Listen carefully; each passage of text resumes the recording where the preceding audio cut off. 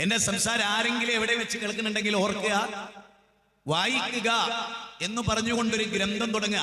നമസ്കരിക്കുന്നല്ല, നൊയമ്പ് നിൽക്കുന്നല്ല, ദാനധർമ്മം ചെയ്യുന്നല്ല, ഉടയാട അണിയുന്നല്ല, നിക്കാബ് ധരിക്കുന്നല്ല, ശുഭ്രവസ്ത്രം ധരിക്കുന്നല്ല, തലപ്പാവ് ധരിക്കുന്നല്ല, ദാമ്പത്യം ഭംഗിയായി കൊണ്ടു നടക്കുന്നൊന്നുമല്ല.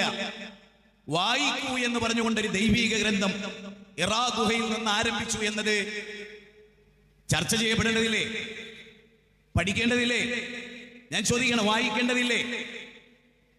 ഇത് ലൈവായി പോകുന്നില്ലെന്ന് എനിക്കറിയാം. പരിമിതമായ ആളുകളെ ഇത് കേൾക്കുന്നുള്ളൂ. നാളെ ഇത് റെക്കോർഡ് ചെയ്ത് ഒരുപക്ഷെ ജനങ്ങൾ കേട്ടേക്കാം. പക്ഷേ ഈ ചോദ്യം വളരെ ഗൗരവമാണ്. വായിക്കുക എന്ന് പറഞ്ഞുകൊണ്ടൊരു ഗ്രന്ഥം ആരംഭിച്ചിട്ടുണ്ടെങ്കിൽ ആ ഗ്രന്ഥം ഒന്ന് എനിക്ക് കൊണ്ടുതരൂ. ദൈവീക ഗ്രന്ഥമായ ഖുർആനല്ലാതെ വായിക്കുക എന്ന് പറഞ്ഞൊരു ഗ്രന്ഥം വേറെ ഏതെങ്കിലും ഒരു ഗ്രന്ഥം സ്റ്റാർട്ട് ചെയ്തിട്ടുണ്ടോ? ദൈവികമായ ഋഗ്വേദത്തിന്റെ തുടക്കം വായിക്കുക എന്നാണോ? ശ്രുമേ പരം വജ. അർജുന, ഞാൻ പറയുന്നത് കേൾക്കണം. മഹാഭാരത യുദ്ധം ഭീഷ്മപർവം മുതൽ ആരംഭിക്കുന്ന 18 അധ്യായമുള്ള ഭഗവത്ഗീതയുടെ തുടക്കം. വത്സ സൗമിത്രേ കുമാര, നീ കേൾക്കണം. മത്സരാദ്യം വെടിഞ്ഞെന്നുടെ വാക്കുകൾ. ശ്രീരാമൻ പറയാണ് ലക്ഷ്മണനോട്, നല്ല നമ്മൾ കേട്ടിട്ടുണ്ട്. ഇസ്രായേൽ സമൂഹമേ കേൾക്കുക. ഇതെല്ലാം വേദങ്ങളുടെ തുടക്കമാണ്. എന്നാൽ മനുഷ്യരാശിയെ മുഴുവനും അഭിസംബോധന ചെയ്തുകൊണ്ട് പാശ്ചാത്യരെ, പൗരസ്ത്യരെ, കറുത്തവരെ, വെളുത്തവരെ, ബ്രാഹ്മണരെ, ക്ഷത്രിയരെ, ശൂദ്രരെ, വൈശ്യരെ, 60 ജാതി വിഭാഗമേ എന്നൊന്നും ഖുർആൻ വിളിച്ചില്ല. അന്നാസ്, അല്ലയോ മനുഷ്യരെ വായിക്കുക എന്ന് പറഞ്ഞാൽ ഖുർആൻ തുടങ്ങിയത്. കാബാലയത്ത് പോകുക എന്ന് പറഞ്ഞിട്ടല്ല, നമസ്കരിക്കുക എന്ന് പറഞ്ഞിട്ടല്ല, പള്ളി ഉണ്ടാക്കുക എന്ന് പറഞ്ഞിട്ടല്ല, തട്ടിടുക എന്ന് പറഞ്ഞിട്ടല്ല. വായിക്കുക. അറിവില്ലെങ്കിൽ വലിയ പ്രശ്ന, അറിവില്ല എങ്കിൽ വലിയ പ്രശ്നമാണ്. ലളിതമായ ഒരു ഉദാഹരണം പറയാം. മനുസ്മൃതിയുടെ 5-ാം അധ്യായം, മനുസ്മൃതി, ഭാരതം കൊതിക്കുന്ന മനുസ്മൃതി, സംഘപരിവാരങ്ങൾ നമ്മുടെ മുമ്പിൽ വെച്ചിരുന്ന മനുസ്മൃതി. അതിന്റെ 5-ാം അധ്യായത്തിൽ മൂത്രമൊഴിച്ചാൽ കഴുകണമെന്നുണ്ട്, മണ്ണുപയോഗിച്ച് കഴുകണമെന്ന് ഭാരതീയനോട് പറഞ്ഞാണ് മനുസ്മൃതി. ടോയ്ലറ്റ് പോയാ 10 തവണ കഴുകണം മണ്ണിട്ടിട്ട്. ആ കൈ 10 തവണ കഴുകണം. നമ്മൾ സാധാരണ ടോയ്ലറ്റ് വൃത്തിയാക്കാന്ന് മാത്രമേ ഉള്ളൂ. കൈ വൃത്തിയാക്കിയ മൂത്രമൊഴിക്കപ്പെട്ട അവയവം കഴുകുക എന്ന് ഭാരതത്തിൽ ഇപ്പൊ പറയാറില്ല. അത് വേദത്തിൽ ഇല്ലായിട്ടല്ല, വേദ ആവശ്യമല്ല ഹൈന്ദവന്. വേദത്തെ ഏറ്റവും പുറകോട്ട് വലിച്ചെറിഞ്ഞ ഒരു ജനപദം ഇന്ത്യയിലെ ഹൈന്ദവരാണ്. ക്ഷമിക്കണം, സത്യം പറഞ്ഞേ ശീലിച്ചിട്ടുള്ളൂ, അതേ പറയൂ. അതാ നിർബന്ധവും. സത്യമേവ ജയതേ യതോ ധർമ്മസ്തോ ജയ. എവിടെ ധർമ്മമുണ്ടോ അവിടെ വിജയിക്കട്ടെ. വേദത്തിൽ പലതുണ്ട്. തലമറക്കാത്ത പെണ്ണിന്റെ തല മുണ്ടനം ചെയ്യണമെന്നാണ് ബൈബിളില്.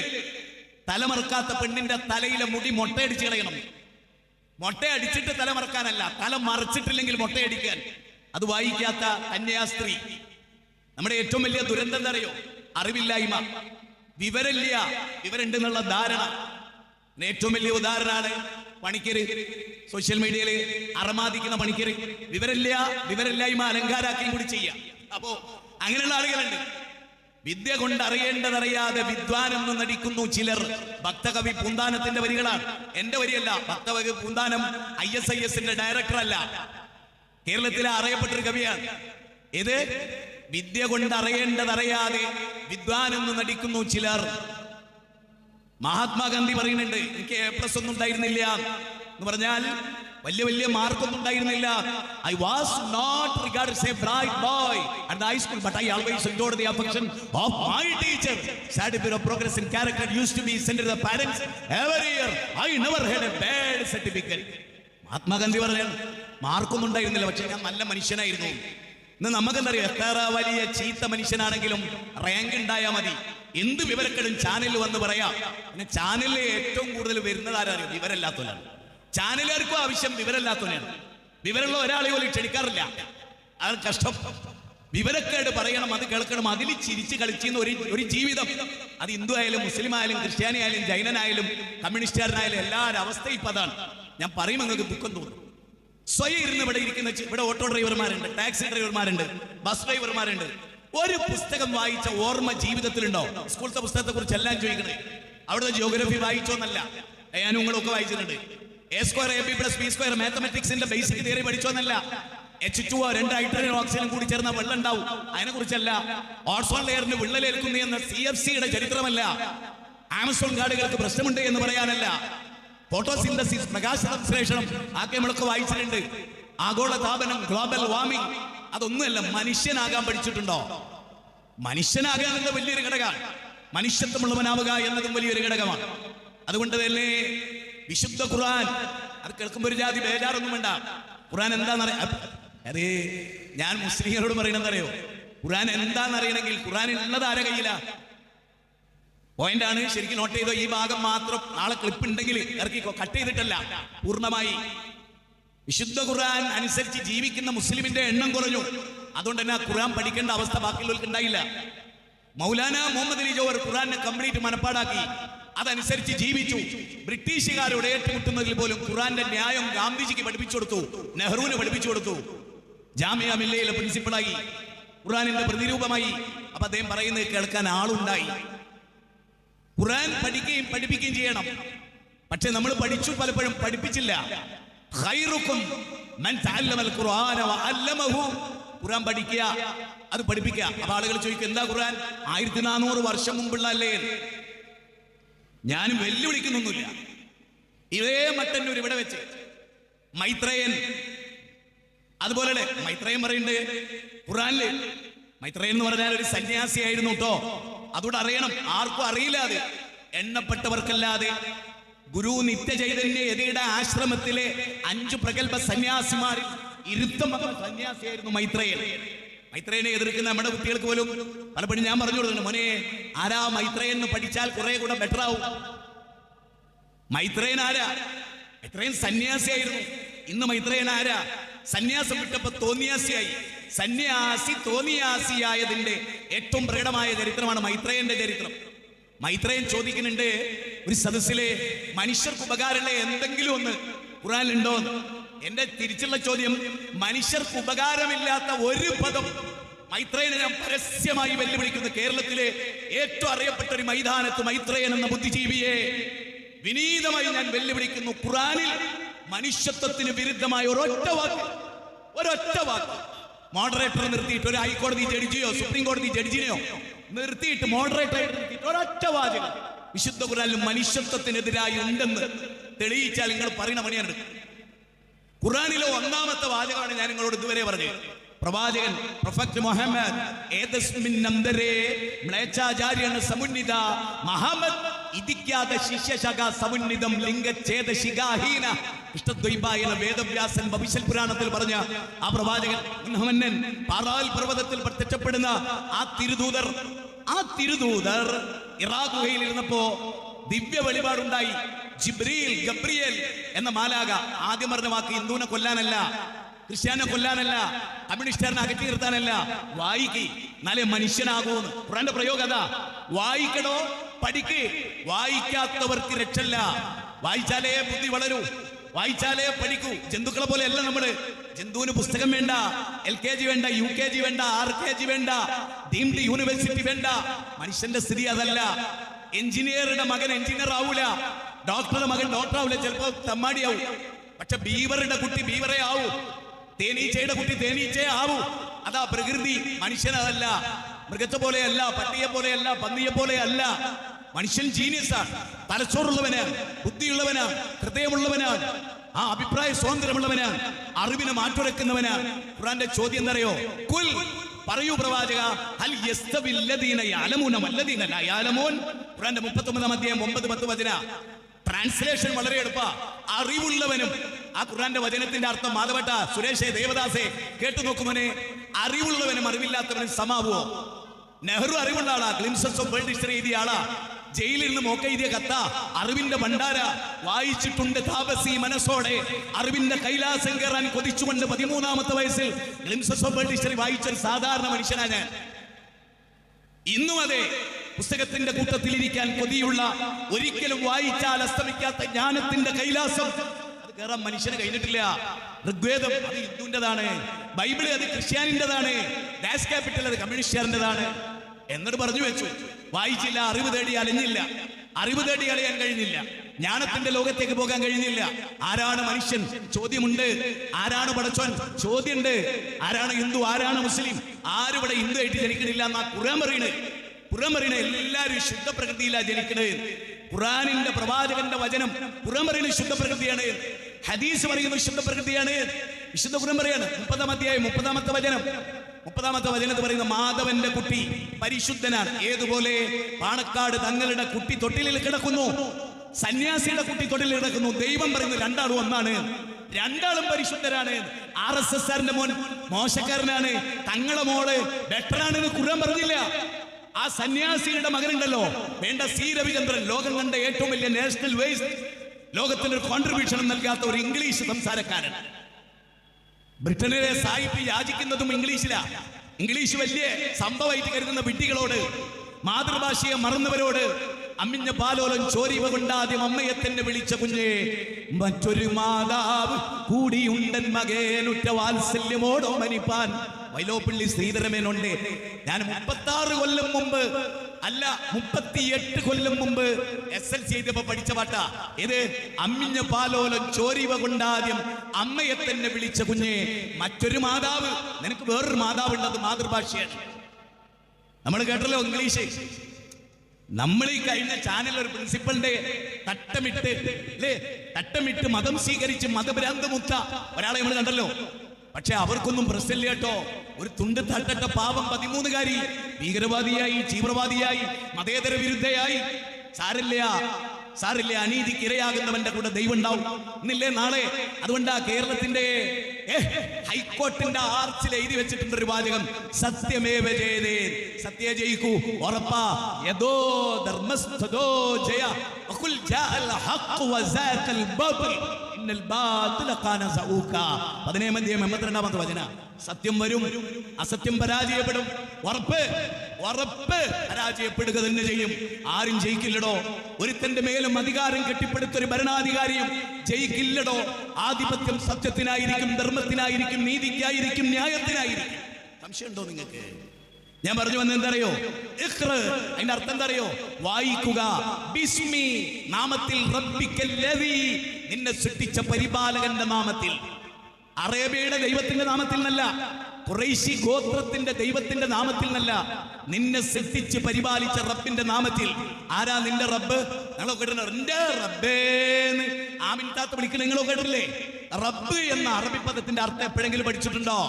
ഇംഗ്ലീഷ് പഠിച്ചുല്ലേ, സംസ്കൃതം പഠിച്ചുല്ലേ, അരാമിക് ഭാഷ പഠിച്ചുല്ലേ, ഷെമ്മ ഇസ്രായേല അഡോണ എലോഹിൻ അഡോണ യഹ് എന്ന ഹീബ്രു ഭാഷ പഠിച്ചുല്ലേ, സംസ്കൃതം പഠിച്ചുല്ലേ? ഓ സദേ സമസ്തേ സർവലോകാശ്രയായ യോ ദേവാനാം നാമധ ഏകേവ പഠിച്ചു നമ്മള്.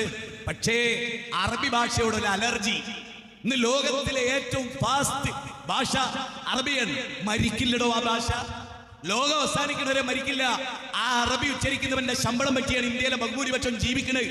ഈ നാട്ടിൽ തല ഉയർത്തി നിൽക്കുന്ന ഒരു കെട്ടിടം ഉണ്ടാകുന്നത് ആ അറബിയുടെ ശമ്പളം വാങ്ങിയിട്ടാ. മറക്കണ്ട, വന്ന വഴിയൊന്നും ആരും മറക്കണ്ട.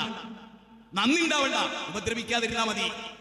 അറബി തട്ടത്തെയും അറബികളെയും പരിഹസിക്കുന്ന അഹമ്മദിനോട്, കമ്മ്യൂണിസ്റ്റ് സഹയാത്രികനോട്, ആ അറബിയുടെ പൈസ, ആ അറബി കുപ്പായട്ടെ, വെള്ള നൈറ്റി താങ്കൾ വിമർശിച്ചല്ലോ. ഭീകരവാദ വേഷം. താങ്കളോട് സംവദിക്കാൻ നട്ടലില്ലാത്തത് കൊണ്ടല്ല, അറിവില്ലായ്മയോട് പുറംതിരിഞ്ഞു നിൽക്കുക എന്നുള്ളത് കൊണ്ടാണ്, വിവരക്കേട് പറയുന്നതിലൂടെ പുറംതിരിയുക എന്നുള്ളത് കൊണ്ടാണ്. ഇസ്ലാം ലോകത്താദ്യമായി മനുഷ്യരോട് പറഞ്ഞു വായിക്കാൻ. നമുക്കൊന്നും പഠിക്കാം. ഞാൻ വിശുദ്ധ ഖുർആൻ നിങ്ങൾക്ക് പരിചയപ്പെടുത്തുകയാണ്. ഖുർആൻ എന്താ? ഖുർആൻ ആർക്ക് വേണ്ടിയാണ്? ചോദ്യം ഉണ്ടാവുമല്ലോ. ഖുർആൻ ആർക്ക് വേണ്ടിയാണ്? മനുഷ്യരാശിക്ക് വേണ്ടിയാണ്. ബാല നിനക്ക് വേണ്ടിയാണ്. സുരേന്ദ്ര നിനക്ക് വേണ്ടിയാണ്. ആദരണീയ മുഖ്യമന്ത്രി അങ്ങക്ക് വേണ്ടിയാണ്. പ്രധാനമന്ത്രി താങ്കൾക്ക് വേണ്ടിയാണ്. കാരണം താങ്കളെ സൃഷ്ടിച്ച ദൈവത്തിൽ നിന്നാണത്. അത് പറയാൻ ഒരു മടി ഞങ്ങൾക്കില്ല. യുക്തിവാദികൾക്ക് ഒരു പടച്ചോൻ ഉണ്ടെന്ന് ഉറപ്പാണ്. ആ പടച്ചോൻ രചിച്ച ഗ്രന്ഥമാണ് ഖുർആൻ. പടച്ചോൻ തന്നെ ജീവിത കാഴ്ചപ്പാടുകളെ രൂപപ്പെടുത്തിയ ഒരു ഗ്രന്ഥം. ഞാനത് എന്റെ പ്രസംഗം അതിന്റെ പേയ്മങ്ങളെ ബോധ്യപ്പെടുത്തും, എനിക്ക് കഴിയും ഇൻഷാ അല്ലാഹ്. എന്താണ് ഖുർആന്റെ ഉള്ളടക്കം? ഖുർആൻ ആർക്ക് വേണ്ടിയാണ്? ഖുർആന്റെ 14-ാം അധ്യായം, അബ്രഹാം പ്രവാചകന്റെ പേരിൽ ഖുർആൻ ഒരു ചാപ്റ്റർ ഉണ്ട്, 14-ാമത്തെ അധ്യായം, അദ്ദേഹത്തിന്റെ 1-ാമത്തെ വചനം. അദ്ദേഹത്തിൽ 52 സൂക്തങ്ങളാണുള്ളത്, 52 വചനങ്ങൾ. അതിലെ 1-ാമത്തെ വചനം അലിഫ് ലാം റാ കിതാബുൻ അൻസൽനാഹു ഇലൈക ലിതുഖ്രിജൻ നാസ മിനൽ ദുലുമാതി ഇലൻ നൂർ. ഇരുട്ടിൽ നിന്ന്, അടിവരട്ടോളണം, ഇരുട്ടിൽ നിന്ന്, അന്ധകാരത്തിൽ നിന്ന്, അനീതിയിൽ നിന്ന്, എല്ലാ അരാജകത്വങ്ങളിൽ നിന്ന്, എല്ലാ അറിവുകേടുകളിൽ നിന്ന് വെളിച്ചത്തിലേക്ക് മാനവ സമൂഹത്തെ നയിക്കാൻ. എവിടെ? 800 കോടി മനുഷ്യരെ നയിക്കാൻ, ഇന്ത്യയിലെ 130 കോടി മനുഷ്യരെ നയിക്കാൻ പ്രാപ്തിയുള്ള ഒരേ ഒരു ദൈവിക ഗ്രന്ഥം എന്ന് 1000 കുതിരശക്തിയോടെ തെളിയിക്കാൻ പറ്റുന്ന ഒരു ഗ്രന്ഥത്തെ കുറിച്ചാണ് പറയുന്നത്. നമ്മൾ വിചാരിച്ചോ മട്ടന്നൂര് വന്ന് തൊപ്പിട്ട് വെള്ള തുണി കുപ്പായോട്ട് ഒരു ധൈര്യമില്ലാതെ പറയാണ്. 1000 കുതിരശക്തിയോടെ ഞാൻ പറയുന്നു, കൊണ്ടുവരൂ. നിങ്ങളുടെ കയ്യിലെ സകലമാന ഗ്രന്ഥങ്ങളുടെ മേശപ്പുറത്ത് നിർത്തൂ. ആ ഗ്രന്ഥത്തിന്റെ 10 മടങ്ങ് ഉള്ളടക്കം ഖുർആനിലുണ്ടെന്ന് ഞാൻ തെളിയിക്കും. എന്റെ കൂടെ ലോകത്തൊരു മുസൽമാനും ആവശ്യമില്ല, എന്റെ റബ്ബ് മാത്രം മതി എനിക്ക് അത് തെളിയിക്കാൻ. ഓരോ വാചകവും നിങ്ങൾക്ക് സമയമുണ്ടോ? ലക്ഷക്കണക്കിന് മനുഷ്യരെ വിളിച്ചുകൂട്ടി ജനങ്ങളുടെ ബുദ്ധിക്ക് സംവദിക്കാൻ വിട്ടുകൊടുക്ക് വേദഗ്രന്ഥത്തിൽ. കഴിഞ്ഞ ദിവസം മൈത്രേയിൽ ഇരുന്നായിട്ട് പറയാണ്, ഖുർആനേക്കാൾ ബെറ്ററായ ഗ്രന്ഥം ഞാൻ രചിക്കും. ഞാൻ അതിന്റെ ചോട്ട് പോയിട്ട് ഒറ്റ കാര്യമേ പറഞ്ഞോളൂ, അങ്ങ് ഒരു ഗ്രന്ഥം രചിക്കണ്ട. അങ്ങ് സംസാരിക്കുമ്പോൾ ലോകത്തിന് ഉപകാരമുള്ള ഒരു വാചകം മരിക്കുന്നതിന്റെ ഇടക്ക് പറഞ്ഞാൽ മതി. എങ്ങനെ? മൈത്രേയൻ മരിക്കുന്നിടയിൽ ജനങ്ങൾക്ക് ഉപകാരമുള്ള ഒരൊറ്റ വാക്ക് അദ്ദേഹത്തിന്റെ മുനിസിപ്പാലിറ്റിയിൽ നിന്ന് പുറത്തോട്ട് വരുന്നില്ലേ, മുഴുവനും മാനവിക വിരുദ്ധവും വിഷവുമാണ്, മനുഷ്യർക്ക് സ്വീകാര്യമല്ല. അയാളാണ് അത്രേ ഖുർആൻ പോലെ. ഖുർആൻ മയക്കുമരുന്ന് അനുവദിച്ചിട്ടില്ല. അയാൾ പറയുന്ന മയക്കുമരുന്ന് എല്ലാ വീട്ടിലും കൊണ്ടുപോയി സപ്ലൈ ചെയ്യണം. ബേക്കറിയിൽ മയക്കുമരുന്ന് വിൽക്കണം എന്ന് പറഞ്ഞ ആളാണ് ആര്? മൈത്രേയൻ. സ്വന്തം മോളോട് തുണി ഉരിഞ്ഞിട്ട് മറ്റോന്റെ കൂടെ പോയിക്കോന്ന് പരസ്യമായിട്ട് പ്രസംഗിച്ച ആളാണ് ആര്? മൈത്രേയൻ. ആ മൈത്രേയനാ പറയുന്നത്, ഞാൻ ഖുർആനേക്കാൾ ബെറ്ററായ ഗ്രന്ഥം എഴുതും.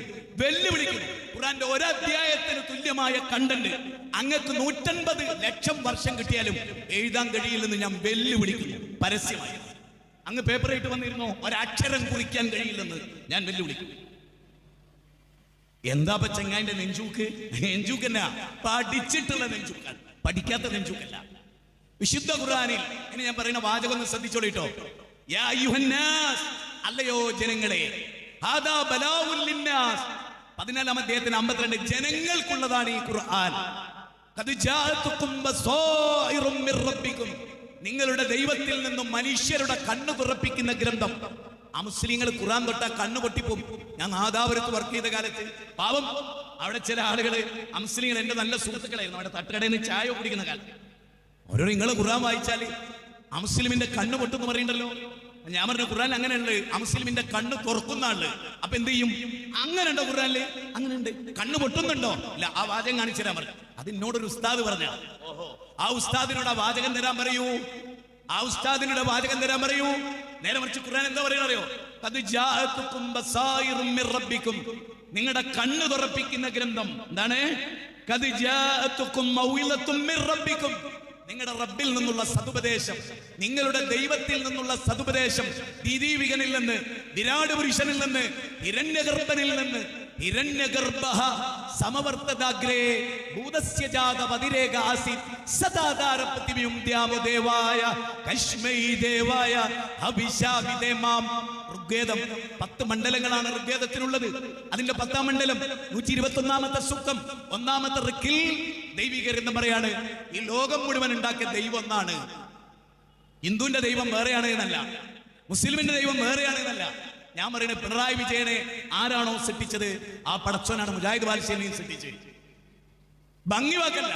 നരേന്ദ്രമോദി ആരാണോ സൃഷ്ടിച്ചത്, ശ്രീരാമൻ ഉണ്ടെങ്കിൽ ആ ശ്രീരാമൻ ആരാണോ സൃഷ്ടിച്ചത്, മുഹമ്മദ് നബിയെ ആരാണോ സൃഷ്ടിച്ചത്, ആ സൃഷ്ടാവ് ഒന്നാണ്, നമ്മൾ ഒന്നാണ്. അതാണ് ഖുർആന്റെ സന്ദേശം. ജാതീയതല്ല ഖുർആനില്, ജാതിപ്പോരില്ല ഖുർആനില്, ആദർശപ്പോരുണ്ട്. ആദർശങ്ങൾ തമ്മിൽ ഏറ്റുമുട്ടുന്നുണ്ട്, ജാതിപ്പോരില്ല. ജാതി ചോദിക്കുന്നില്ല ഞാൻ, സോദരി ചോദിക്കുന്നു തണ്ണീർ. ദുരവസ്ഥയാണ്, ചണ്ടാലു ഭിക്ഷുകി. ആ അവസ്ഥയിൽ അല്ല ഇവൻ ഇന്നൊരു പറയനല്ലേ. അല്ലാ മതം സ്വീകരിച്ചാൽ ഇല്ല ഉച്ചനീചത്വം, ഇല്ലത്തും പോയിടാം പെണ്ണെ എന്ന് കവി പാടി. അതുകൊണ്ടാണ് ഒരാൾ ഇസ്ലാം ആകുന്നതോടുകൂടി ജാതിവാല അവസാനിക്കും. പിന്നെ പറയനില്ല, പുരയനില്ല, ബ്രാഹ്മണനില്ല, ക്ഷത്രിയനില്ല, ശൂദ്രനില്ല, വൈശ്യനില്ല, മനുഷ്യൻ. പിന്നെ മനുഷ്യനാവും. അപ്പൊ ഇസ്ലാമിന്റെ ഫ്രെയിമിലേക്ക് ഒരാൾ വരുന്നതോടുകൂടി സമ്പൂർണ്ണ മനുഷ്യനായി. ഏതർത്ഥത്തിൽ നോക്കിയാലും, ഏതർത്ഥത്തിൽ നിങ്ങളെടുത്തോ സമ്പൂർണത അത് ദൈവിക മതത്തിലൂടെ മാത്രമേ ഉണ്ടാവൂ. മുഹമ്മദ് നബി ഒരു മതം കൊണ്ടുവന്നിരുന്നെങ്കിൽ അതിലുണ്ടാവൂല. കാരണം അദ്ദേഹം പഠിച്ചിട്ടില്ല. അക്ഷരക്കൂട്ടുകൊണ്ട് അത്ഭുതം സൃഷ്ടിച്ചത് പിന്നീട് ദിവ്യ വെളിപാടുകൾക്ക് ശേഷം. ബാപ്പ അദ്ദേഹത്തെ പഠിപ്പിച്ചിട്ടില്ല, കാരണം ബാപ്പാനെ കണ്ടിട്ടില്ല. ഉമ്മ അദ്ദേഹത്തെ പഠിപ്പിച്ചിട്ടില്ല, കാരണം 6 കൊല്ലത്തെ കൂടുതൽ ജീവിച്ചിട്ടില്ല. വല്യാപ്പാക്ക് പഠിപ്പിക്കാൻ സമയം ഉണ്ടായിട്ടില്ല, 8 വയസ്സായപ്പോ മരിച്ചുപോയി. അപ്പോ മുഹമ്മദീനെ ഒത്തിനായച്ചില്ല, ഓമനിക്കാൻ ബാപ്പ വേണം, ബാപ്പ ജീവിച്ചില്ല. എത്ര മനോഹരമായ വരിയാണ്, എത്ര മനോഹരമായ. ബാപ്പ ജീവിച്ചിരുന്നില്ല, അവിടെ പഠിച്ചില്ല, നിരക്ഷരനായിരുന്നു, അക്ഷരജ്ഞാനമില്ലാത്ത ആളായിരുന്നു. പക്ഷേ അക്ഷരക്കൂട്ടിന്റെ അത്ഭുത ലോകത്തേക്ക് കൈപിടിച്ചെത്തിയ മഹാചാര്യനായി ആ പ്രവാചകൻ. എം എൻ റോയ് അറിയാത്ത ആരുമില്ല. എം എൻ റോയ് മുസ്ലിങ്ങളെ പറ്റി പറയുന്നത് എന്തറിയോ? തേനീച്ചകൾ പുഷ്പത്തിൽ നിന്ന് തേൻ ശേഖരിക്കുന്ന പോലെ അറിവിന്റെ ലോകത്തെ കോടി ഭ്രാന്തന്മാരെ പോലെ നടന്ന സമുദായത്തിന്റെ പേരാണ് മുസ്ലിങ്ങൾ. ഇന്ന് എനിക്ക് ഉറപ്പുണ്ട്, മുസ്ലിങ്ങൾ അത്ര വായനാശേഷിയുള്ള ഒരു ജനപദവും ഈ മണ്ണിലില്ല. അതിന് പ്രേരിപ്പിച്ചത് ഖുർആനാണ്. ഞാൻ അധികം പറയാണെന്ന് വിചാരിക്കരുത്. ഹൈന്ദവരുടെ ഗ്രന്ഥവും ക്രൈസ്തവരുടെ ഗ്രന്ഥവും മുസ്ലിങ്ങളിലെ ചില പണ്ഡിതന്മാർക്ക് അറിയുന്നതിന്റെ അത്ര അവരിലെ ഏറ്റവും വലിയ പണ്ഡിതന്മാർക്ക് പോലും അറിയില്ല. അതിന്റെ കാരണം ദൈവിക ഗ്രന്ഥം 96-ാം അധ്യായം 1 മുതൽ 5 വരെയുള്ള വചനത്തിൽ വായിക്കൂ എന്ന് പറയുന്നു.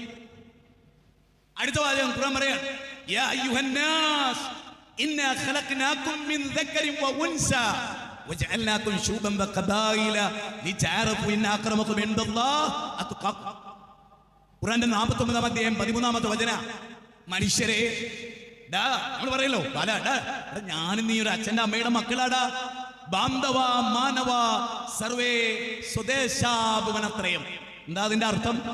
ബാന്ധവ മാനവ സർവേ സ്വദേശാഭുവനത്രയം. ബാന്ധവ മാനവ, മനുഷ്യകുലം ഒരു തറവാട്, ഒറ്റ തറവാട്. ഭാരതമാകുന്ന തറവാടല്ല, ഭൂമിയാകുന്ന തറവാട്. ഒരച്ഛന്റെ അമ്മയുടെ മക്കൾ, ഒരച്ഛനമ്മമാർക്ക് പിറന്ന മക്കൾ. ഓർത്താൽ ഒരൊറ്റ തറവാട്ടുകാർ നാം. നാഥന്റെ മുറ്റത്ത് വിരിഞ്ഞു നിൽക്കും തൻമുന്തിരിക്കൊത്ത മനുഷ്യവർഗം. ഒരച്ഛന്റെ അമ്മയുടെ മക്കളാണ് നാം. അതുകൊണ്ട് എന്റെ വീട്ടിൽ വരുന്ന ശോഭ ചേച്ചി, പിണറായി വിജയന്റെ കുടുംബത്തിലെ ഒരു അംഗമായ ശോഭ ചേച്ചി, വടകരക്കാരി, എന്റെ വീട്ടിൽ കഴിഞ്ഞ 10, 15, 20 കൊല്ലത്തിലധികം അവരെന്റെ വീട്ടിൽ വരുന്നു. ആ ശോഭ ചേച്ചിയെ ഞാനൊരു സഹോദരിയായിട്ടേ കണ്ടിട്ടുള്ളൂ. എന്റെ വേദഗ്രന്ഥം എന്നെ അങ്ങനെ പഠിപ്പിച്ചു. അവരുടെ വേദനയിൽ പങ്കുകൊള്ളാൻ എന്നെ പഠിപ്പിച്ചു. വർഗീയതയുടെ ഒരു തരിമ്പ് അള്ളാഹുവിന്റെ ഗ്രന്ഥത്തില. ഞാൻ ഇനി ഒരു അരമണിക്കൂറിലധികം പ്രസംഗിക്കും. വെല്ലുവിളിയോടുകൂടി ഞാൻ പറയുന്നു, അറിവുള്ളവർ എന്റെ പ്രസംഗം കേൾക്കുന്നുണ്ടെങ്കിൽ വർഗീയത പറയുന്ന ഒരു വാചകം എന്റെ പ്രസംഗം കഴിയുന്നതിന് മുമ്പ് ഈ സ്റ്റേജിൽ നിങ്ങൾ ഖുർആനിന് സമർപ്പിച്ചാൽ ഞാൻ എന്റെ തല മുണ്ടനം ചെയ്ത് മട്ടന്നൂർ ടൗണിലൂടെ നടക്കും. ആർക്കും ഈ വെല്ലുവിളി ഏറ്റെടുക്കാം. സംഘപരിവാരങ്ങൾക്ക് ഏറ്റെടുക്കാം, CPM ഏറ്റെടുക്കാം, ഇവിടുത്തെ ഇതര മതക്കാർക്ക് ഏറ്റെടുക്കാം, യുക്തിവാദികൾക്ക് ഏറ്റെടുക്കാം. വർഗീയതയുടെ ഒരു വാക്ക് അള്ളാഹുവിന്റെ ഖുർആനിൽ ഉണ്ടെന്ന് 40 മിനിറ്റിനുള്ളിൽ എനിക്കിവിടെ കൊണ്ടുവന്നാൽ ഞങ്ങൾ നിങ്ങളോട് മാപ്പ് ചോദിക്കും. എന്താടാ ചെങ്ങായിന്റെ ചങ്കൂറ്റം? വേറൊന്നല്ല, 13 വയസ്സിൽ പ്രസംഗിക്കുന്ന ഞാന് 2ാമത്തെ വയസ്സിൽ ഖുർആൻ കേട്ട ആളാ ഞാൻ, എന്റെ ഉപ്പയിൽ നിന്ന്. അതിൽ മനുഷ്യവിരുദ്ധമായ ഒരു വാചകമില്ല, ഒരൊറ്റ വാചകം. ഒരു ഉദാഹരണം പറയാം, ഖുർആനിന്റെ ഉള്ളടക്കാണല്ലോ. ചോദ്യം കേട്ടോളൂ.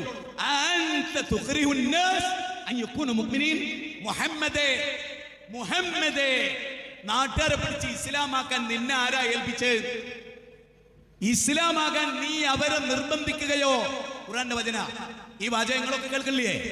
ഈ വാചകത്തിന്റെ കുഴപ്പമെന്താ?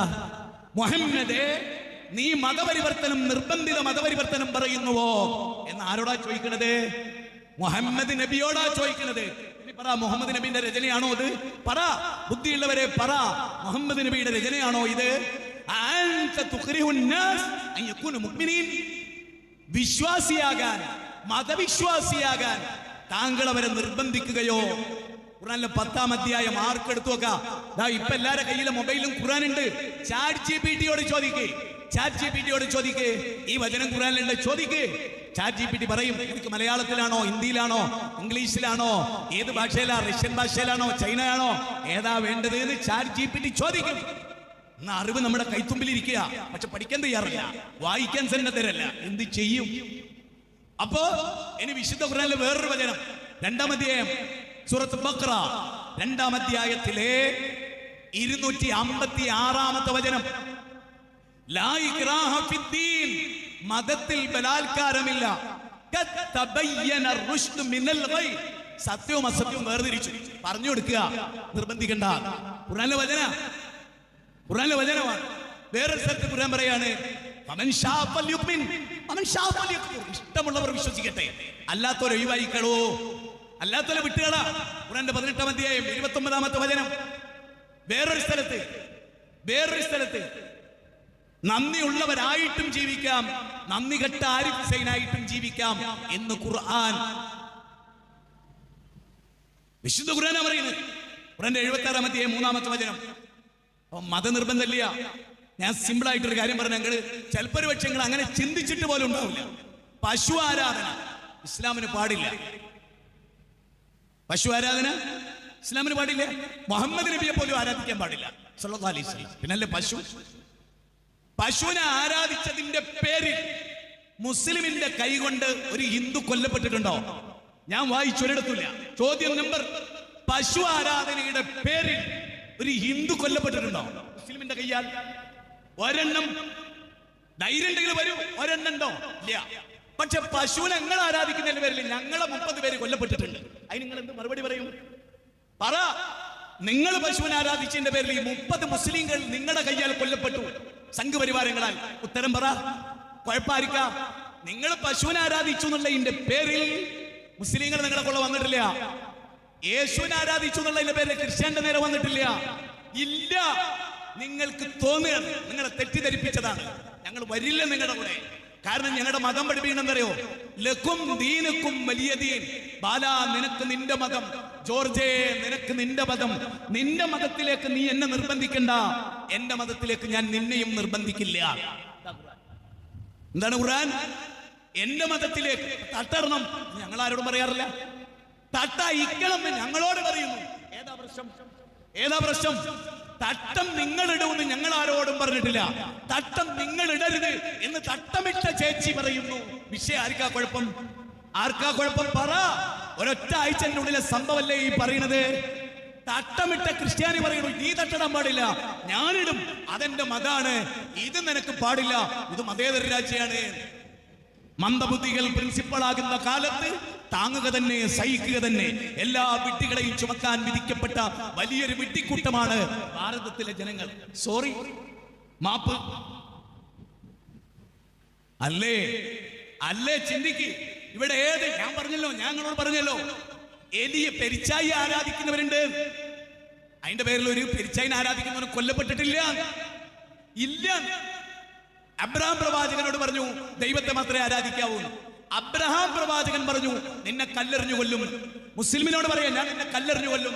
മുസ്ലിം ബൗദ്ധൈവ വിശ്വാസിനോട് കല്ലെറിയുന്നു പറഞ്ഞിട്ടില്ല. കുഴപ്പം ഇസ്ലാമിൻ്റെതല്ല. പഠിക്കാൻ തയ്യാറുണ്ടോ? പഠിപ്പിക്കാൻ ഞങ്ങൾ തയ്യാറാണ്.